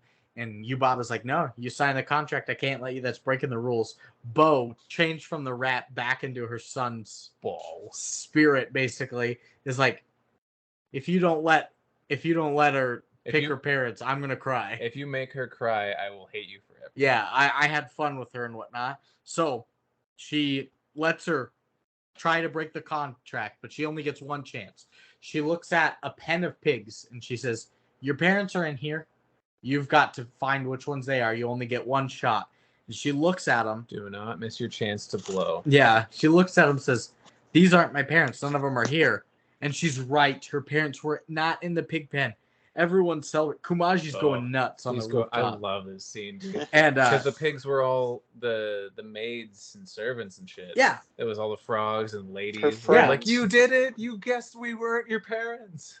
Yeah, her friends at this point because they hated her at first. Free to find her parents. Yeah. And Haku tells her, he leads her to the end of this road and says, "Follow this road. Your parents are ahead up there. The only rule is you can't look back." And she says goodbye to Haku there. Goodbye, River Spirit. And she says they will see each other in life later on. And he's going to leave his apprenticeship with Yubaba to be free. Last name Spirit. Do you think First name River. Do you think the no looking back thing is a reference to, I think it's one of the Greek epics where the guy, that might even be Dante's Inferno, where he's going out of hell and he has his lady with him and he says, "If you look back though, you'll get turned to stone forever." You know what I'm talking about? I don't. I've heard, I don't know what you're talking about specifically, but I've definitely seen in different kinds of media the don't look back kind of trope. I don't know the origin of it though. Yeah, I didn't make any connection. Well, she can't look back at Haku, which is hard. She runs away. She hesitates a bit. Yeah. But she makes it. Runs all the way back to the tunnel to see her parents, not as pigs, just normal, who tell her, "Hey, don't you run off like that ever again," as if none of this has happened this whole time. And she hesitates, but goes through the tunnel to see the car that they had left there. It's all covered in grass and dust, and they drive off to be in their new home together. And she just enters the car, knowing that life has to move on. Yeah, after X amount of time, because it wasn't just like the car covered in dirt and grass. It was like the stone that they'd come up to was covered in moss. She was there forever. There was grass where all the barren dirt was. It was just it seemed like years had passed. Yeah, even. It was wild. But that's the end of the movie. So what do you guys? What's your big interpretation of the movie? Because I have mine. Honestly, I think you should go first. I have no idea. Okay, because I mean, you guys were circling around the idea that this bathhouse is like a heaven or a place for the dead to go. Mine's not as deep as that. My interpretation of this movie, backed up, I think, with the Cat's facts that he was, or maybe it's a history that he was writing it for his little 10-year-old girlfriends. That this movie is about. Yeah, I see that look.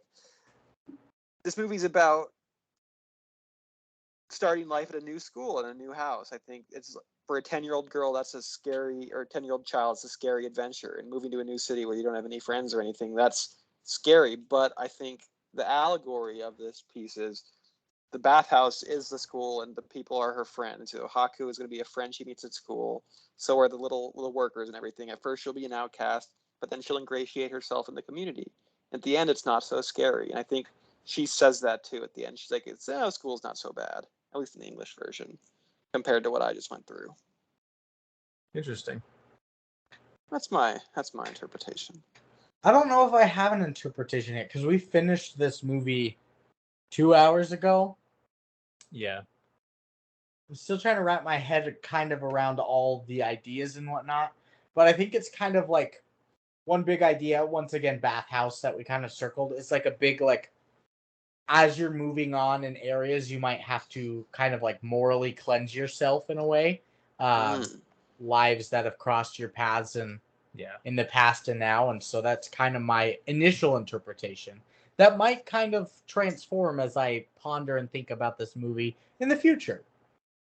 I kept wondering which spirit was like the serial killer in his real life, you know? And I thought it was the Sludgo, the stink spirit at first. Covering all the gunk. Nope. But yeah, I didn't come up with an overarching motif of the whole thing, really. Yeah, I don't think you have to. I think that just jumped out for me. That I think Sure. This is what a 10-year-old girl thinks a new school would be like, and if that extrapolated out, you know, just a bunch of work. I mean, trying this to is find like friends, basically what I thought public school was going to be like coming from Montessori. I God thought this damn place you. was going to be fucking zoo. Yeah, Fair. No, and I was right. I there's no way I could relate to that Yeah, sentiment. cannot relate, but that's the end of Spirited Away. So, as we're moving towards it, we've got some quotes, ratings, and reviews coming up. Do you want to I say we pause now? pause now? Let's take a break. Listen to some sponsors. Let's take a pause.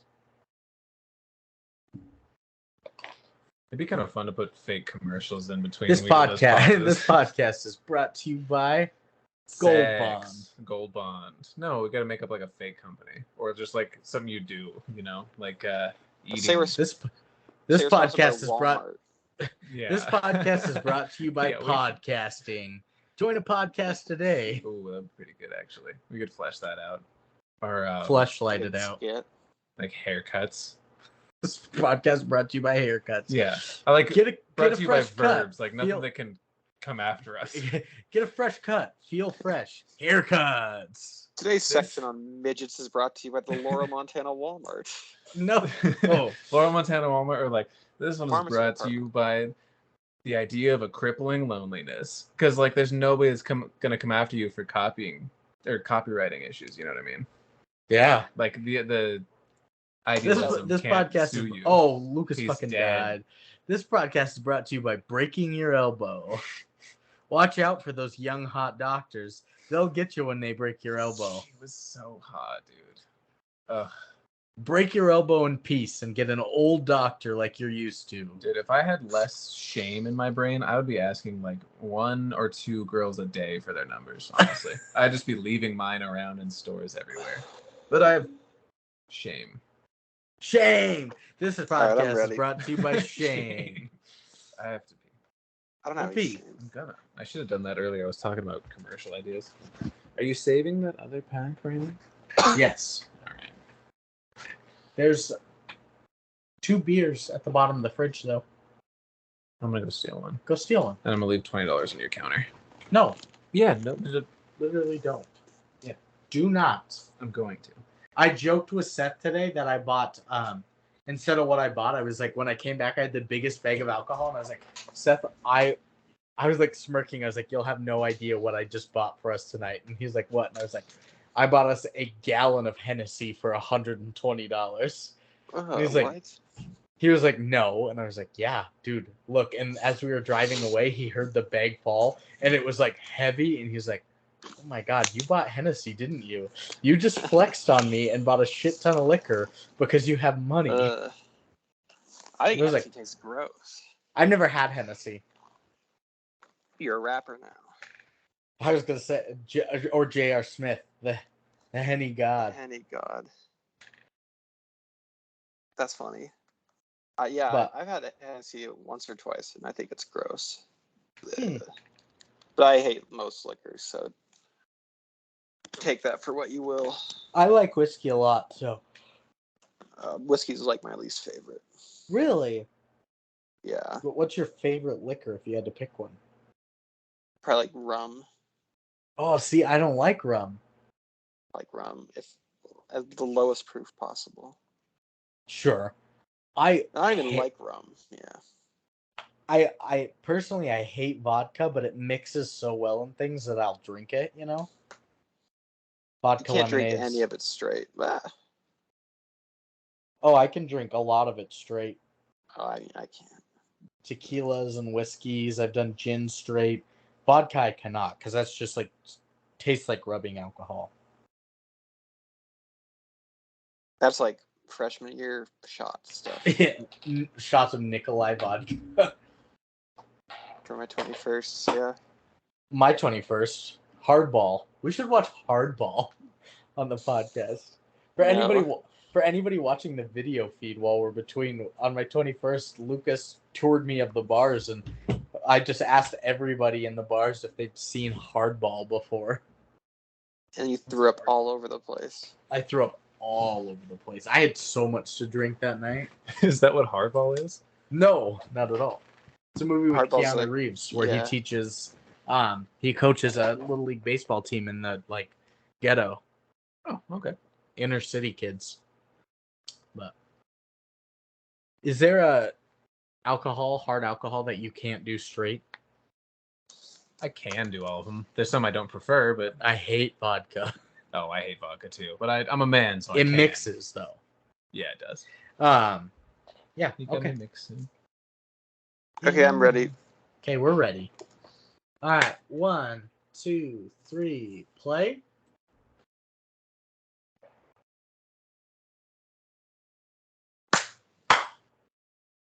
Yeehaw!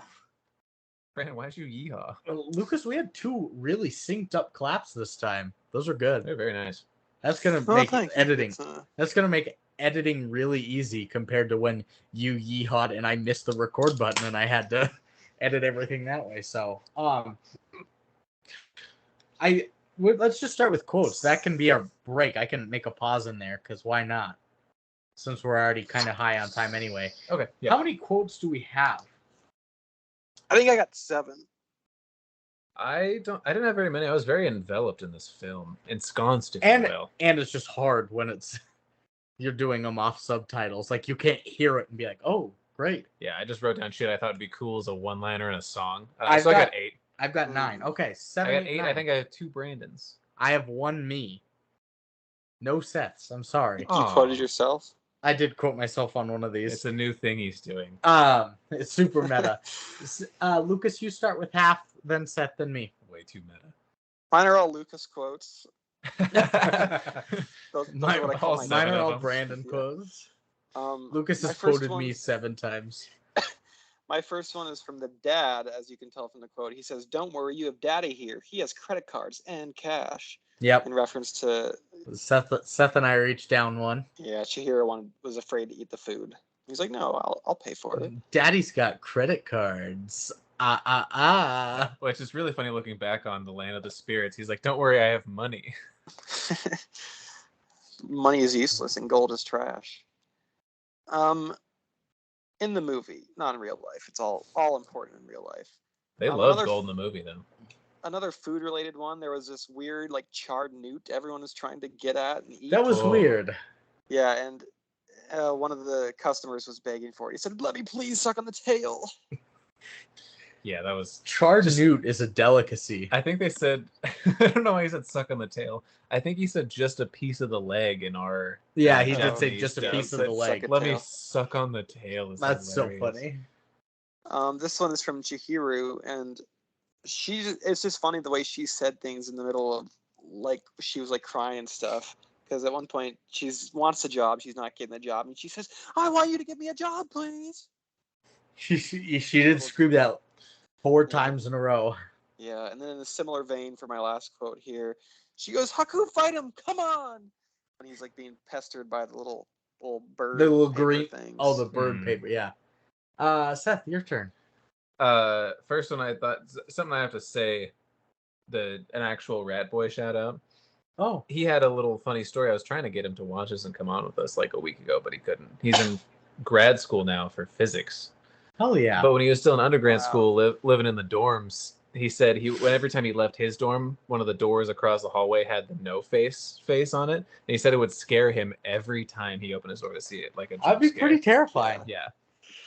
But my first quote, I think, is actually Brandon, and it's when they're driving. It's like opening scene. They're driving up to their new house that they're moving into, and Brandon goes, "You're driving on the wrong side of the road, idiots." Because Japan is all on the left. That's right. Yeah. I did Yeah, say they that. were. He took a long time to wait for the car to pass so he could turn, I remember. Did. It looked so weird. Second one, like I said, these are just not my usual quote, just things I saw that look kind of cool. One rose is not a bouquet. It's my second one. That's a good quote. Yeah. This one is the big tub is reserved for our filthiest guests, which I thought was really funny. Yep. That was. They hadn't even met the sludge demon yet. No. He was still on his way. And the last one for now, all dragons are kind and stupid. Nice. Yeah. I do have a lot of It is profound known. quotes in here, but let's see what I've got. Let's go. Daddy's here. Credit cards. I have one. I think they were talking about No Face and whatnot. They're like, "Welcome the rich man. He's hard for you to miss. His butt keeps getting bigger, so there's plenty to kiss." Oh my Yeah, God. he was like sucking up in his song to him. Yeah, I Yeah. remember that. Yeah, don't worry, Daddy's here. This is Yubaba to her baby when she like comes in and it's crying in the pillows or whatnot, and she goes, "Oh, my baby, are you all right? Are you emotionally traumatized?" Heavy question for a baby, Yeah. for an infant. And he could walk. She was like, "What the hell is this?" Are you never gonna be the same again? I have one when they're eating the food after the daddy's got credit cards. They're shoving their face full of foods, and the mom goes, "What kind of bird is this?" And then just shoves her face with the bird anyway. That food looks so good, though. It did look good, but what kind of bird is this? Animated food always looks so good. Like when the Teenage Mutant Ninja Turtles would eat pizza, that shit looked like the best thing ever. You're talking about the cheese would stretch. Oh my! And like in a way, I've seen pizza that has cheese that stretches like that, but it's never the same. It's so good on the screen, man. And my last one for right now is Lin and Kamaji going back and forth to each other. Lin asks Kamaji, "What's going on here?" when seeing Haku kind of like coming back to life, and Kamaji goes, "Something you wouldn't recognize. It's called love," which was like, damn, that's hard, torched her but ass. also like really profound in a way. Like it's love, like that's why they're here. But also, you wouldn't recognize this. It's love. Idiot. So, I think I have 4 left. okay. I think I have 8 total. Let's see here. This is from Chihiro-san, our main character. When confronted about the no face, she says, "I thought he was a customer," and the lady goes, "He's a monster. He's already eaten 3 people." That's pretty good. Yubaba, I think a man just delivered her news. I don't remember the context exactly. I think he was just delivering her news, and she goes, "Don't get fresh with me, young man." Brandon, I accidentally bumped the mic. don't Sorry. do that. I thought this was funny. My penultimate quote here, that Punch. Zeniba, they like has a big like hug session at the end. Like, "We did it. I'm your aunt now," or whatever. And she goes, "I want you to call me Granny from now on." Yeah. They're like, Did "Oh, she okay, say that? Granny." She called you not in Baba yours. Granny a lot, but I don't remember At her the ever end, calling yeah. Zeniba. At the end, yeah, because they look so similar, and Yubaba's even like Granny. What? Yeah. She gets confused by her calling her that. And my last one, I think it's my favorite one now. When at the very end, when what's the river guy's name? Haku. Haku. Yeah, when Haku and Chihiro are like flying around looking at everything. I think it's Haku's river. It's maybe some other river. She goes, "Oh yeah, I know that river. They filled in that river. It's all apartments now." And Haku looks so defeated. I don't think that was in ours. Yeah, that was definitely different. But in ours, She did say like the river's all filled in now. She had thanked him for saving her from the river. She said it's all underground now and flows underground. Yeah, they covered it up, but they didn't say with apartments. And That's Haku pretty didn't good. look sad right after, or maybe he did and we didn't notice it. Looks longingly into camera, pensively. Apartments, right into the camera. You say condominiums. Houseboats. Seth finishes off. No. Do it. All right. Face. This is it's kind of right after Zeniba had turned Bo, the baby, into a rat, Okay. And the eagle version of Yubaba into like a mosquito. Okay. Those two little animal sidekicks. They're walking around. They're like hanging out on Chihiro's shoulder, and they go to see Yubaba to get rid of No Face because she's like, "You got to get rid of him. Like, you brought him in here. You got to take care of this." And she's like, "What's this fucking rat on your shoulder? Like, you don't recognize him?" She goes, "No, it's Filthy." And Brandon, this is a quote from Brandon. He says, "That's your son." He's a filthy little rat. Screaming it at the TV. He was like a little bit sad about it, but also kind of laughing about it. God, what is it? Oh, this is Chihiro talking. Lucas is dead again. Hello? I'm gonna have to edit so much of this out. Well, my cat was eating a rubber band. Jinjo. Should I continue? Okay. This one is at some point Chihiro talking to No Face, and she says, "Where's your home? You must have a mom and dad." To like this amorphous shadow that has evil intentions. He's just like, huh? Who are your parents? It's like a demon. When he jumps off the bridge and it's Lynn in the boat, and she's trying to get Chihiro to the train. She goes, "Oh great, now he's following us." Oh, and this last one, oh god, who said this? I should have written it down. Whoever said it, it's everything that happens stays inside of you, even if you don't remember it. That's Zaniba. That's one of my quotes. Yeah, I thought it was Zaniba, but yeah.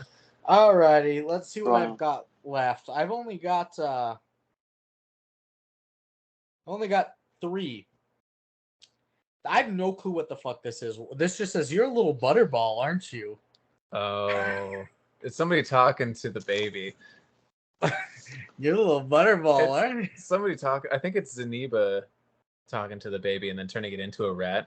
I just remember Marina right after going, "That's just like me. I'm a little butterball." That's funny. That's all I remember. Marina says some great comments as she passively watches movies with us. I have a Marina quote. This wasn't. I took this from IMDb. It was not in the. I don't think it was in the Japanese version. But when the one guy gets spit out by No Face, he goes, "What an esophagus!" Oh, he did not say that in our version. Yeah, I think he did in mine. Yeah. Okay. So that was not in ours, but it was. They from didn't IMDb. say anything when they got spit out. They were just like, "What the hell is going on?"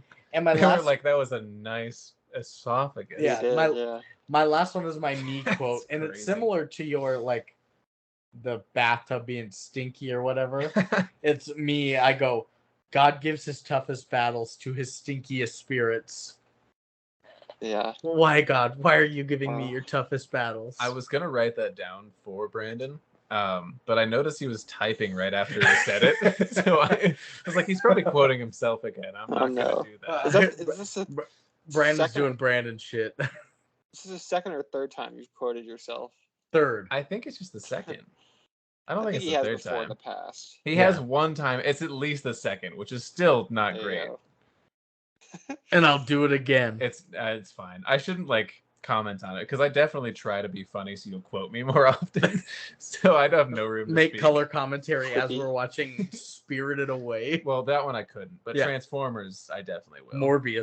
Morbius for sure. Okay, it's ratings time. Cool, man. Doing the Sweet. ratings. All right, and now it's review time. No, Hey. ratings. If you're doing the ratings, you better not. You better not. don't. We've already done this before. We've said this exact. If you're doing the ratings, don't. So let's play a game called Guess These Ratings. That's right. If you're doing it, don't. But we're gonna play the game anyway. It's ratings time. What do we think? Tomato meter. Critics are giving this. I've just been in percentage before. Critics. Percentage. 8.9. 89. Yes. It's got to be like a 98. One of you guys is so close. The critics from where? Tomato meter. Are they here? The world. Like within 1,000 miles of me? Sure. Okay. It's a 97. Yeah. That makes 97%. But audiences. I'm still saying 98. Rotten Tomatoes. You think audiences are that high still too, huh? 94. They're sky high. Both of you guys are so close. It's a 96. Nice. Price is Right rules. I win. 97 and 96. We're going into IMDb now, so maybe a little harsher. Metascore out of 100. This is critics. Probably like a 93. Probably like a 9.3. 93 and 91 out of 100. Yeah. You guys are so close. It's a 96. Oh, if it was a 92, man. And audience score out of 10 on IMDb. 8.6. Audience score out of 10. Yes. 92. 9.2? Yes. 8.6? One of you guys is right. Yeah. It's Lucas. It's Lucas. It's Lucas. Yeah, I've a little cheating because I was looking at the Letterboxd IMDb top 250 list on there today, and it had all the Letterboxd ratings, and because it's right up at the top, I know it's an 8.6. 8.6. That's fair. And I've cheated before too. I think the top one is only an 8.6 or an 8.7. I don't think they go on higher IMDb than that for user reviews. Yeah, I think the highest is 9.1 with Shawshank. it's a 9.1. Yeah. Something That's like silly. that. So wait, so you're saying that user reviewers trying to take themselves as seriously as critics take themselves too seriously, and nothing gets over a 9.1? Some people give it a 0 because they hate it That's on IMDb. So I guess they can just do whatever they want. Yeah. That makes more sense. So 9.3. critics combined are giving it a 96.5 and audiences a 91. Seth, what are you giving it today? Lasagna scale. Lasagna scale. Obvious. Right? Obviously. I should know at this point, but I'm glad you remind me every time. I think what I'm gonna do, because I have no apparent flaws with it or problems with it, I'm gonna say 10 because I've already given Space Chimps, Mel, some other third thing a 10. You did not give Mel a 10. I did. No. Retroactively. You gave Aladdin 2 a 10 for Bill Tilson. I thought I gave Mel a 10 for Bill Tilson too, though. No, you gave Mel a 4.3 or something. You gave Mel a bad score originally. When did I retroactively do a 10? Was it like the very end of the episode when we were like doing a wrap? No, it was like during the bracket.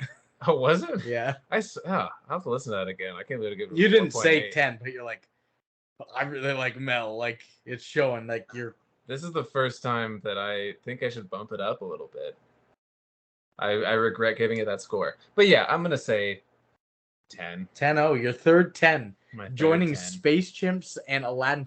The three there animated... was one you didn't let me give a 10, though. There are 3 animated movies that we've done on this show so far, and all 3 are 10s for you. Wait, which? Animes? Animated. Chimps? Oh, okay. I thought you said Space animes. Chimps, Aladdin, it's a great anime. and this. Space Chimps, the anime. Lucas, what are you giving this? It's tough.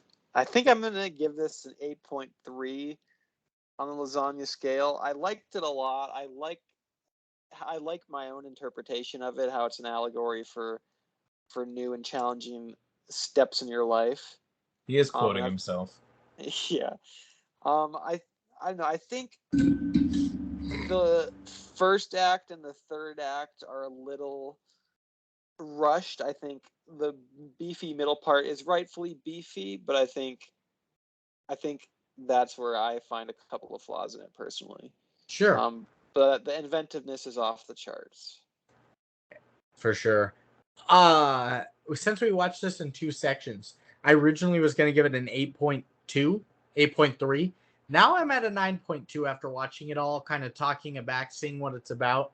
The ending was really nice. Ending was really nice, beautiful, all about kind of finding yourself in this world in a way. I loved No Face. I don't know what it is, but you love No Face. His character spoke to me in the end as he became so like a peaceful dog. a character. Jinjo, I loved him. I think it was just his blind consumption of the world around him. Because Brandon loves Jimmy Fallon so much. I do. That's why he likes No Face.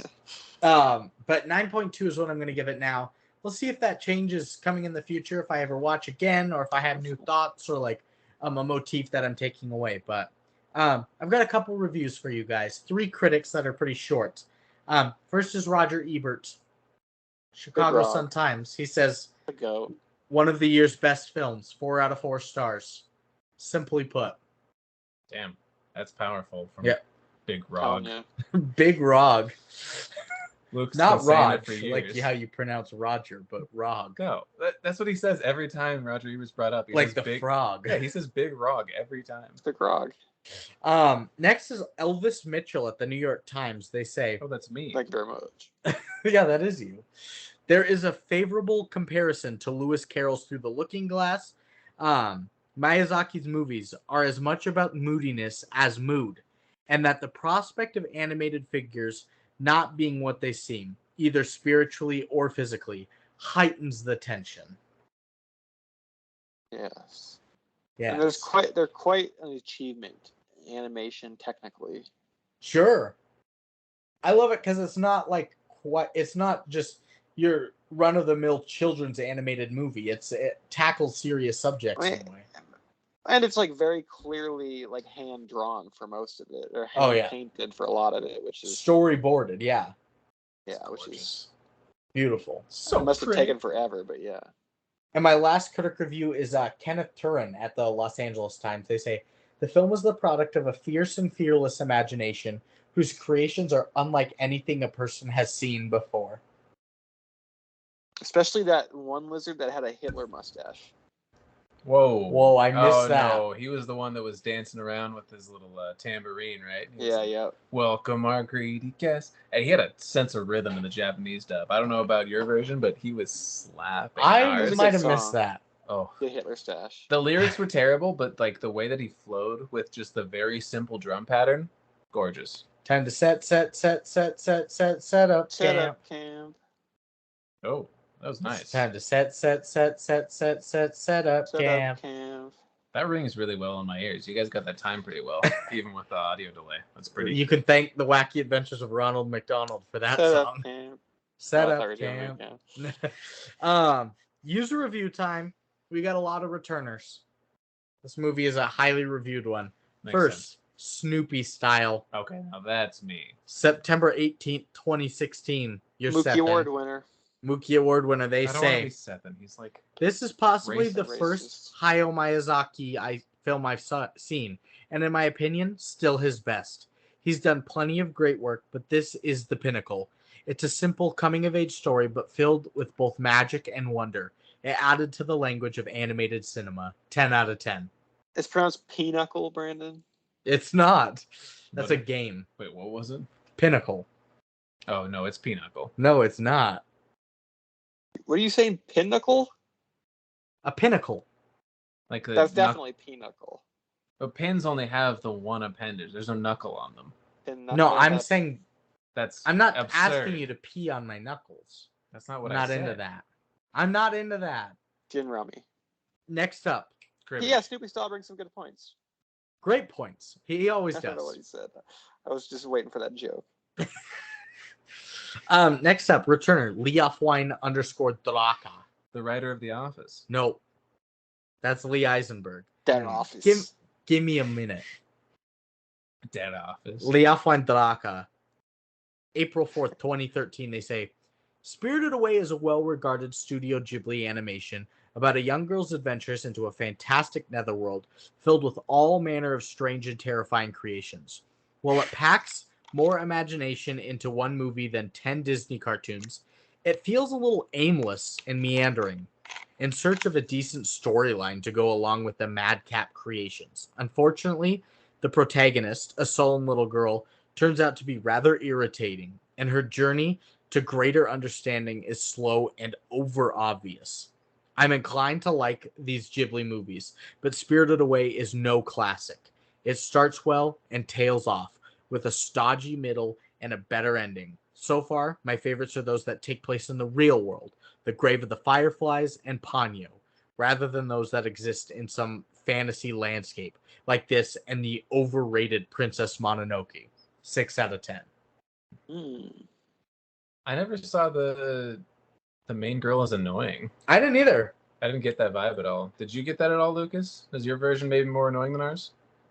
I'm only with her parents. I think she was kind of a brat, but I think she was pretty pull yourself by your bootstraps once she got in there. You love that term. Well, and that was how I felt about it. The only time I could think of her being annoying was the very beginning with her parents. She's like, I'm going to sit in the car because I'm scared. And she's like, all right, fine, sit in the car. And she's like, I don't want to sit in the car. And she ran off. But yeah, no, after that, she was just fine. She's a hardworking member of society in the spirit world. I think as far as 10-year-olds in the spirit world go, pretty tough. She's doing pretty good. Yeah. Yeah. Next one is by Plankton Rules. Returner. June 11th, 2007. They say, I've seen many international films over the years, and quite a few of these were Japanese. In addition, unlike many parents, I have seen a lot of anime that my kids have watched, so at least I have some familiarity with the medium. Yet, with my background, I still felt pretty confused and baffled by the strangeness of this movie. Interestingly, when I saw the film again, I understood it much better and appreciated it much more. And this may be exactly how you might want to approach this film, unless you are already a diehard anime fan. As for the film, the animation is the best I have seen in any Miyazaki film. The story deep and fascinating, and it's full of cute and endearing little touches that make the movie magical. See this with an open mind, please. 9 out of 10. That's a good review. A good review from a man who knows his own faults. Yeah. And reckons with them. And is trying to atone for them. Yeah. He's trying to redeem himself. Yeah. He feels guilty about something in his past. Yeah. Trying to make it up through cultural appreciation. Yeah. Something. Maybe. Yeah. Yeah. Maybe he's killed an immigrant. No. Ooh. Is this Mark Wahlberg? A Vietnamese immigrant. Plankton Rules is Mark Wahlberg. A Japanese immigrant he murdered to death. For you guys catching what I'm throwing? No. All right, we can move on. Will you tell us what you were throwing though first? Might have a hard time moving on from that. If you don't want to say it, on here, send it to the group chat, or just tell me you were about riffing. Tower Street. Oh, that's what it was about. I was mostly just riffing, though. I was riffing. Okay, I get you I'm now. getting lost in the riff. No, it's I'm just lost in general. I did appreciate that. He said he watched it a second time and was like, "Oh, okay." Watching it back over made sense. I feel like that I could get the same kind of because it goes along with what experience. Lucas was saying about trying to reconcile his past and misdeeds. You know, now anymore, and he takes action. He's going over it twice, checking to make sure that God and everyone watching is going to be okay with what he's naughty doing. or nice. Yeah, Santa, the Santa Claus, the immigrant. Oh Yeah. my God, the immigrant. God, what am I saying? Cut that. That was awful. the immigrant. Cut it. I sound like Michael Scott. I can't do accents, dude. I sound like shit. Help me save face with the 4 people left on Earth that think I'm funny. Cut that. You lost Kelly there. You lost Kelly. I lost Kelly. You've got us and Carter, I think, is all that's, and Rat Boy and JD. We lost Kelly behind that grain of rice. Wait, what did I say that lost Kelly? What did I? The immigrant. That's what did. No. You've only got Carter, JD, and Rat Boy now, along with your fellow co-hosts. Honestly, saying that might lose a couple of those other guys. Maybe Marina would laugh at that. Yeah, JD'd be fine. He's actually he's fine with that kind of thing, you know? Because he's Mexican. Sure. Totally. That's what we were going for, right? Let's move away from me. I feel like I'm making it worse by talking about it. Downtown Spook Boys. Did you just Nice. say that? Just to throw it in. We need another. Love lads. Next one. Space sluts. Oh, fuck you guys. Well, don't be a bitch, I guess. I don't know. Jingle I don't all have the any way. other What advice. was our Christmas one? I'm not telling you that.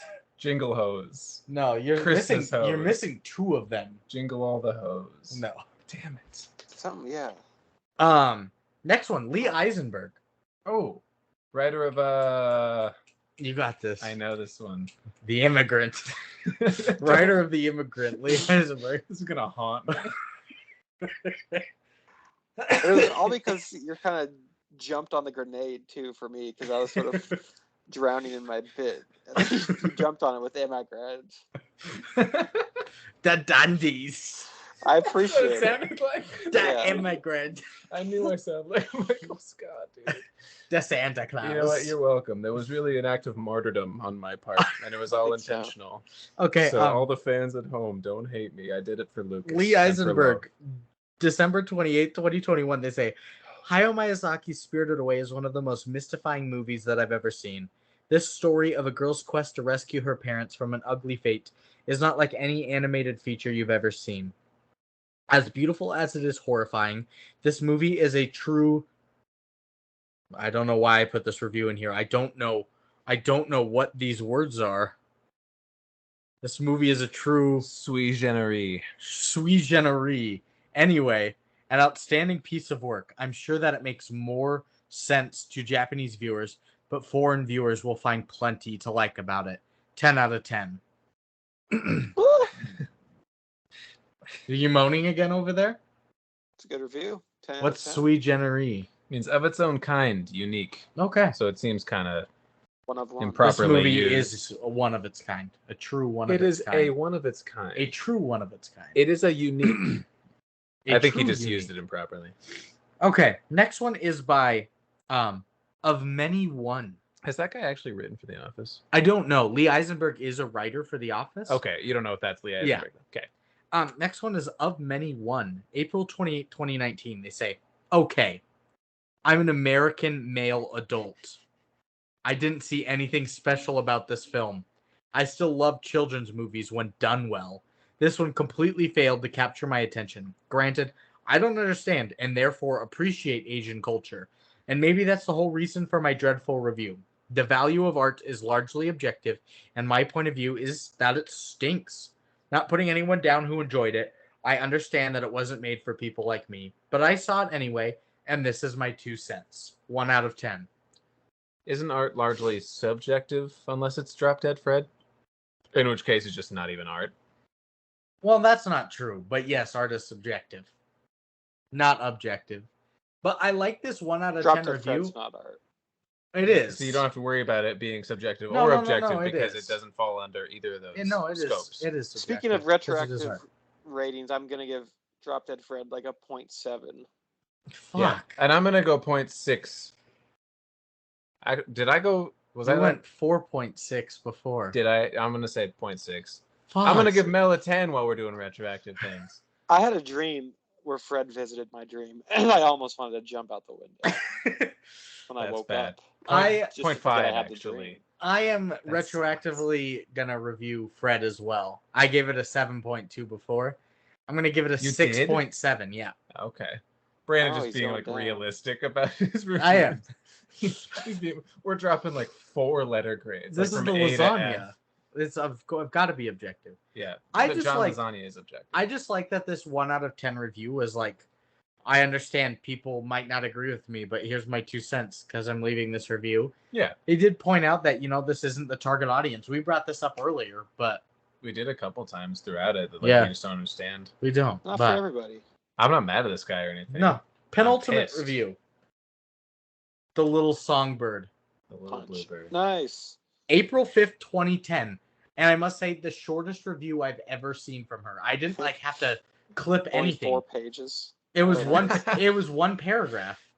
Wow. I didn't have to clip anything instead of 4, but it says, Spirited Away is a mystical, charming, and truly enchanting animated fantasy.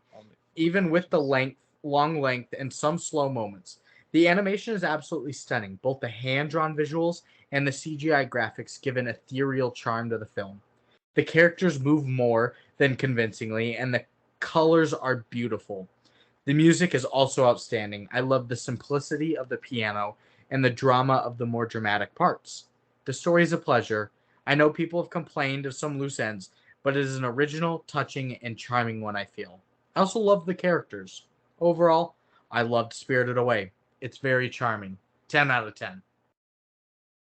And thus, Little Songbird spoke. There we go. That's Getting what back to Little her Songbird. roots in the nest of the Little Songbird. Yes. And my last one is returner, BA_Harrison. This guy. Does sound familiar. June Baracus. June 22nd, 2013. They say. Who? Although Spirited Away is undeniably impressive visually, with stylish animation and imaginative design throughout, everything else about the film leaves a lot to be desired, especially the trite story in which a little girl, Chihiro, gets lost in a strange world and encounters a series of whimsical fantasy characters while trying to find her way home. It's The Wizard of Oz, but without the star quality of Garland, the amazing flying monkeys, the catching tunes, the cute dog, and the oversexed dwarves in garish outfits. It's Alice in Wonderland without the pungent whiff of opium. It's Labyrinth without the allure of a teenage Jennifer Connelly, the star power of David Bowie, and the magic of Henson. It's Coraline, but nowhere near as good as Coraline. 5 out of 10. Wow. I hate really Coraline, but wow.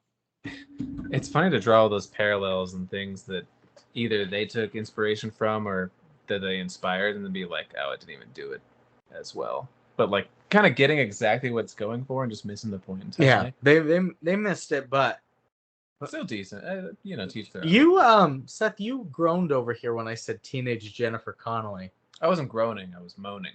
You moaned when I said that. I love Jennifer Connelly, dude. She's just so hot. You should see 56-year-old Jennifer Connelly in Top Gun Maverick.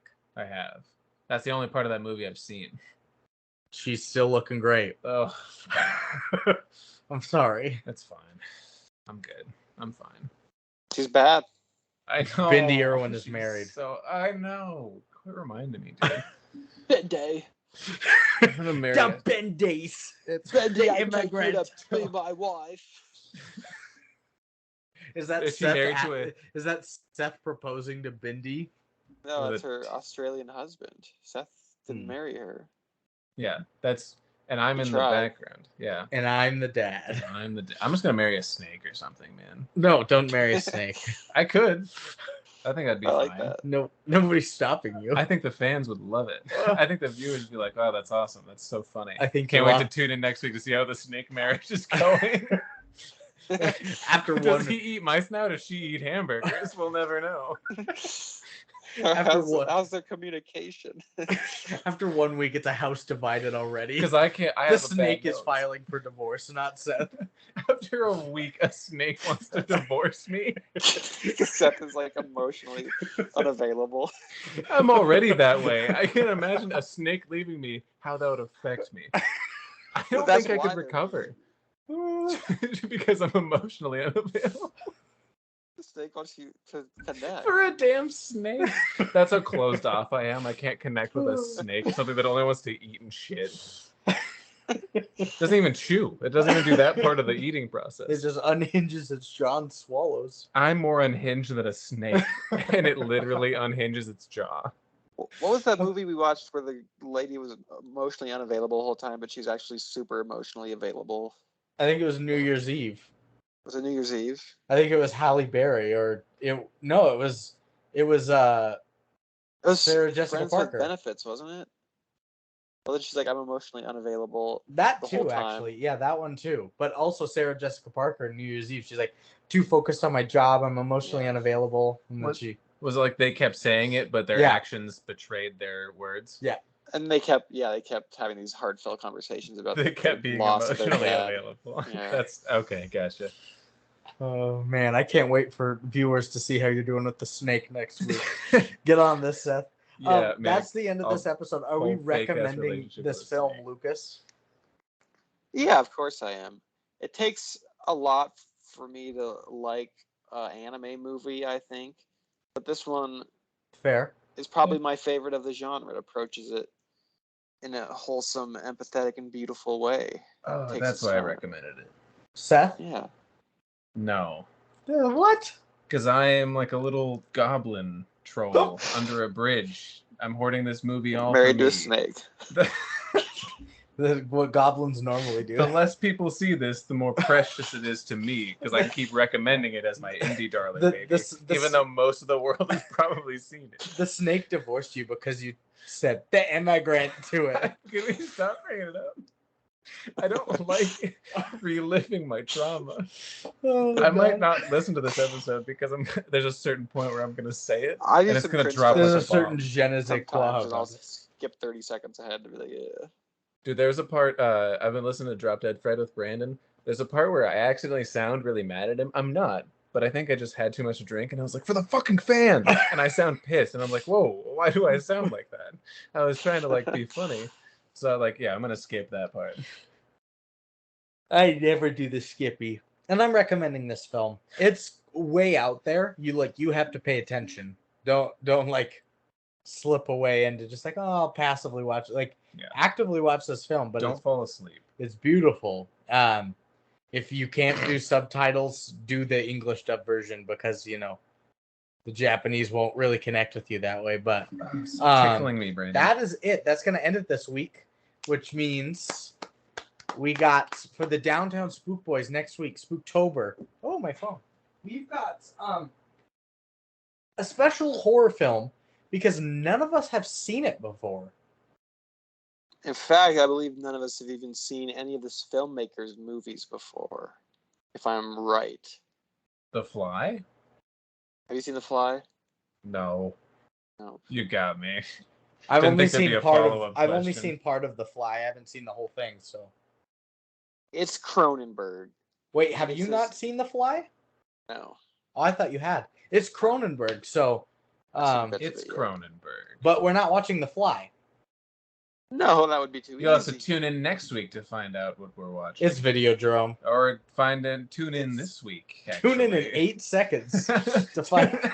Tune in last week, I think we mentioned it already. Tune in 3 weeks ago when we named it. We dropped all the movies because Lucas and I were on the idea that we would just drop one of them as a hint. Yeah, and Brandon just like, oh, I'll drop all of them but the So one. I And then listened- we just dropped all of I them. listened to it back and you guys were like, maybe we should say all but one. And I thought you said we should say all but one. So it's like, okay, we'll say all but do 4 but Videodrome. Yeah. So I That's a- named them all what a except for weird Videodrome. reveal. I know. Like, so, imagine the NFL It's schedule funny. dropping. They're like, we won't tell you week 6. Okay, fine. I don't give a shit. Week 6 is You Bears told us Lions. the beginning and the end. I don't need the middle. That's Lions Jets is week 6. You're like, oh, cool, great. Not Videodrome tuning is in. no Lions Jets, my friend. Some No. say No. it's the seminal horror movie of the 80s. Some say it's the master of the body horror genre. The ultimate Body master horror, of it. Yeah. And we've Some got say Lions Jets this year isn't as shitty as it used to be. a surprise with it. That's right. We're switching up the formats. No, we're not. You don't know what's going on. I mean, the format's staying the same. Hmm. But yours truly is not writing the script next week. What? We're crowdsourcing it. That's right. Some guy in Pakistan is writing this script for us. I'm not I'll still take diligent notes on the movie itself, but I'm going to be joining in on reviews and guess that budget games with you, Seth. Oh, you and I, Brandon, are gonna have a different relationship after next week, podcast-wise. Yes, because we're sitting next to each other, so we're gonna fight or kiss. Well, that's always on the cards. Yeah. So yeah, some immigrant is about to write our script next week. There you Yep. go, Seth. And he'll keep you all up to date on the Canadian master of horror, Cronenberg, an immigrant himself. I finally had a joke that bombed. I've been so funny up to this point. 16 episodes straight, I was just killing it. Pure gold. And I finally had a joke that Has it didn't been land. 16?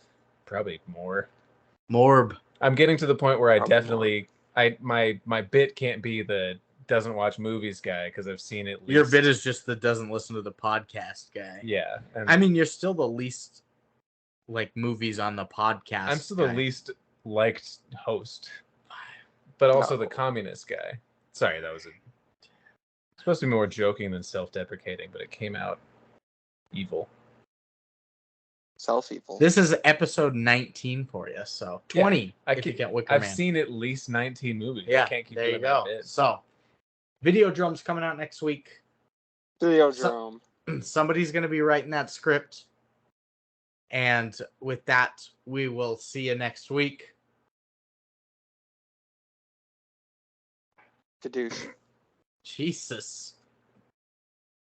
Love you. Bye. There we go. I can't think of anything better, man. I need something else. That's your classic. That's my classic. I said it for some reason or other, and now I just don't have anything better. Or other. I just like gadooshing people. Gadoosh is a genuine verb we use regularly here. Josh Gadoosh. Ugh. Is that bad? Was it worse than good. Immigrant? No. I'm really not looking forward to listening to myself say that, but Seth did that for me. I did that for Lucas. I did jump on a grenade. And I'm the dad. He is the dad. He is always a dad. He's Daddy. signing off. Seth, you just love that emotion. Or that emoji, I mean. I do. At some point, I don't know if it was like a show I was watching at the time, because a lot of animes, they'll do like a walking away, like somebody say goodbye, and they won't turn around. They'll just put like a hand up in the air, you know? It's like, oh, that's a cool guy. He doesn't even turn around for goodbyes. And some will do like 2 fingers to the temple, like a salute, That's but Chihito. a vertical salute. Turn around. No, goodbye. That's different though. I'll have to show you something. But Like like yes, to invert like almost parallel to your cheek like that. You know, like a send it. So that's what I've been doing, and it just turned into a salute. So, oh my God, we're still recording. People are gonna think I'm a nerd. Actually, I'm not gonna watch 2.5 hours of us being sweaty in a room. I'm not worried. Now they'll watch. Now they'll watch. Don't worry, guys. On YouTube, I mark not for kids, but I don't restrict to not kids. Right, because then we wouldn't be able to monetize it. Yeah, we can't connect to Gen Z. Kids shouldn't be listening to this.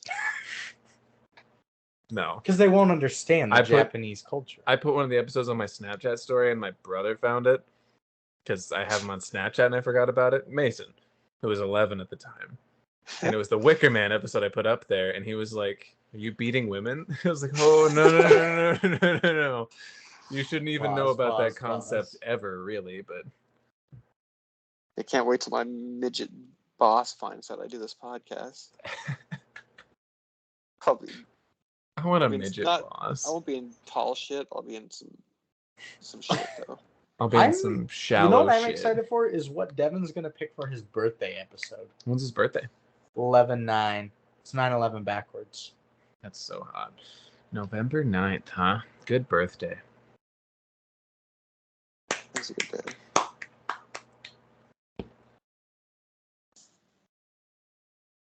Maybe he'll pick Cat in the Hat again. He did recommend a film to me for the podcast, which is a whole COVID-19 one. Is that the Judd Apatow one? No. Is it like a documentary? I don't know. Let me see what it's called real quick. It's too soon for a documentary about that. It's called... It's called... 2025, The World Enslaved by a Virus. No, I think that's on our list, yeah. It is. Also, I know you sent me the 2 Wong Fu Thanks for Everything. Yeah. I was listening to Drop Dead Fred again, and one of the reviewers was like, "Hey, this is a movie that you're just supposed to sit back and enjoy. It's like Chocolat," and we talked about Chocolat. One of them in there was 2 Wong Fu Thanks for Everything. Oh, really? Yeah. Yeah, that'd be a good one. It's a lady director. Yeah, but we were like, well, we don't know any of these films. And then literally days later, your mom yeah. sent in that recommendation. So Patrick Swayze in drag. And John Lasagna. In drag. In drag. Drag. Drag me to hell. All right, boys. I'm heading to the spirit world. Dreamland. Dreamy bye. All right, Lucas. Dreamy bye. Dreaming of immigrants. Good night, boys. Jesus Christ. Good night, immigrants. That's how we're ending it. Oh yeah, we're recording.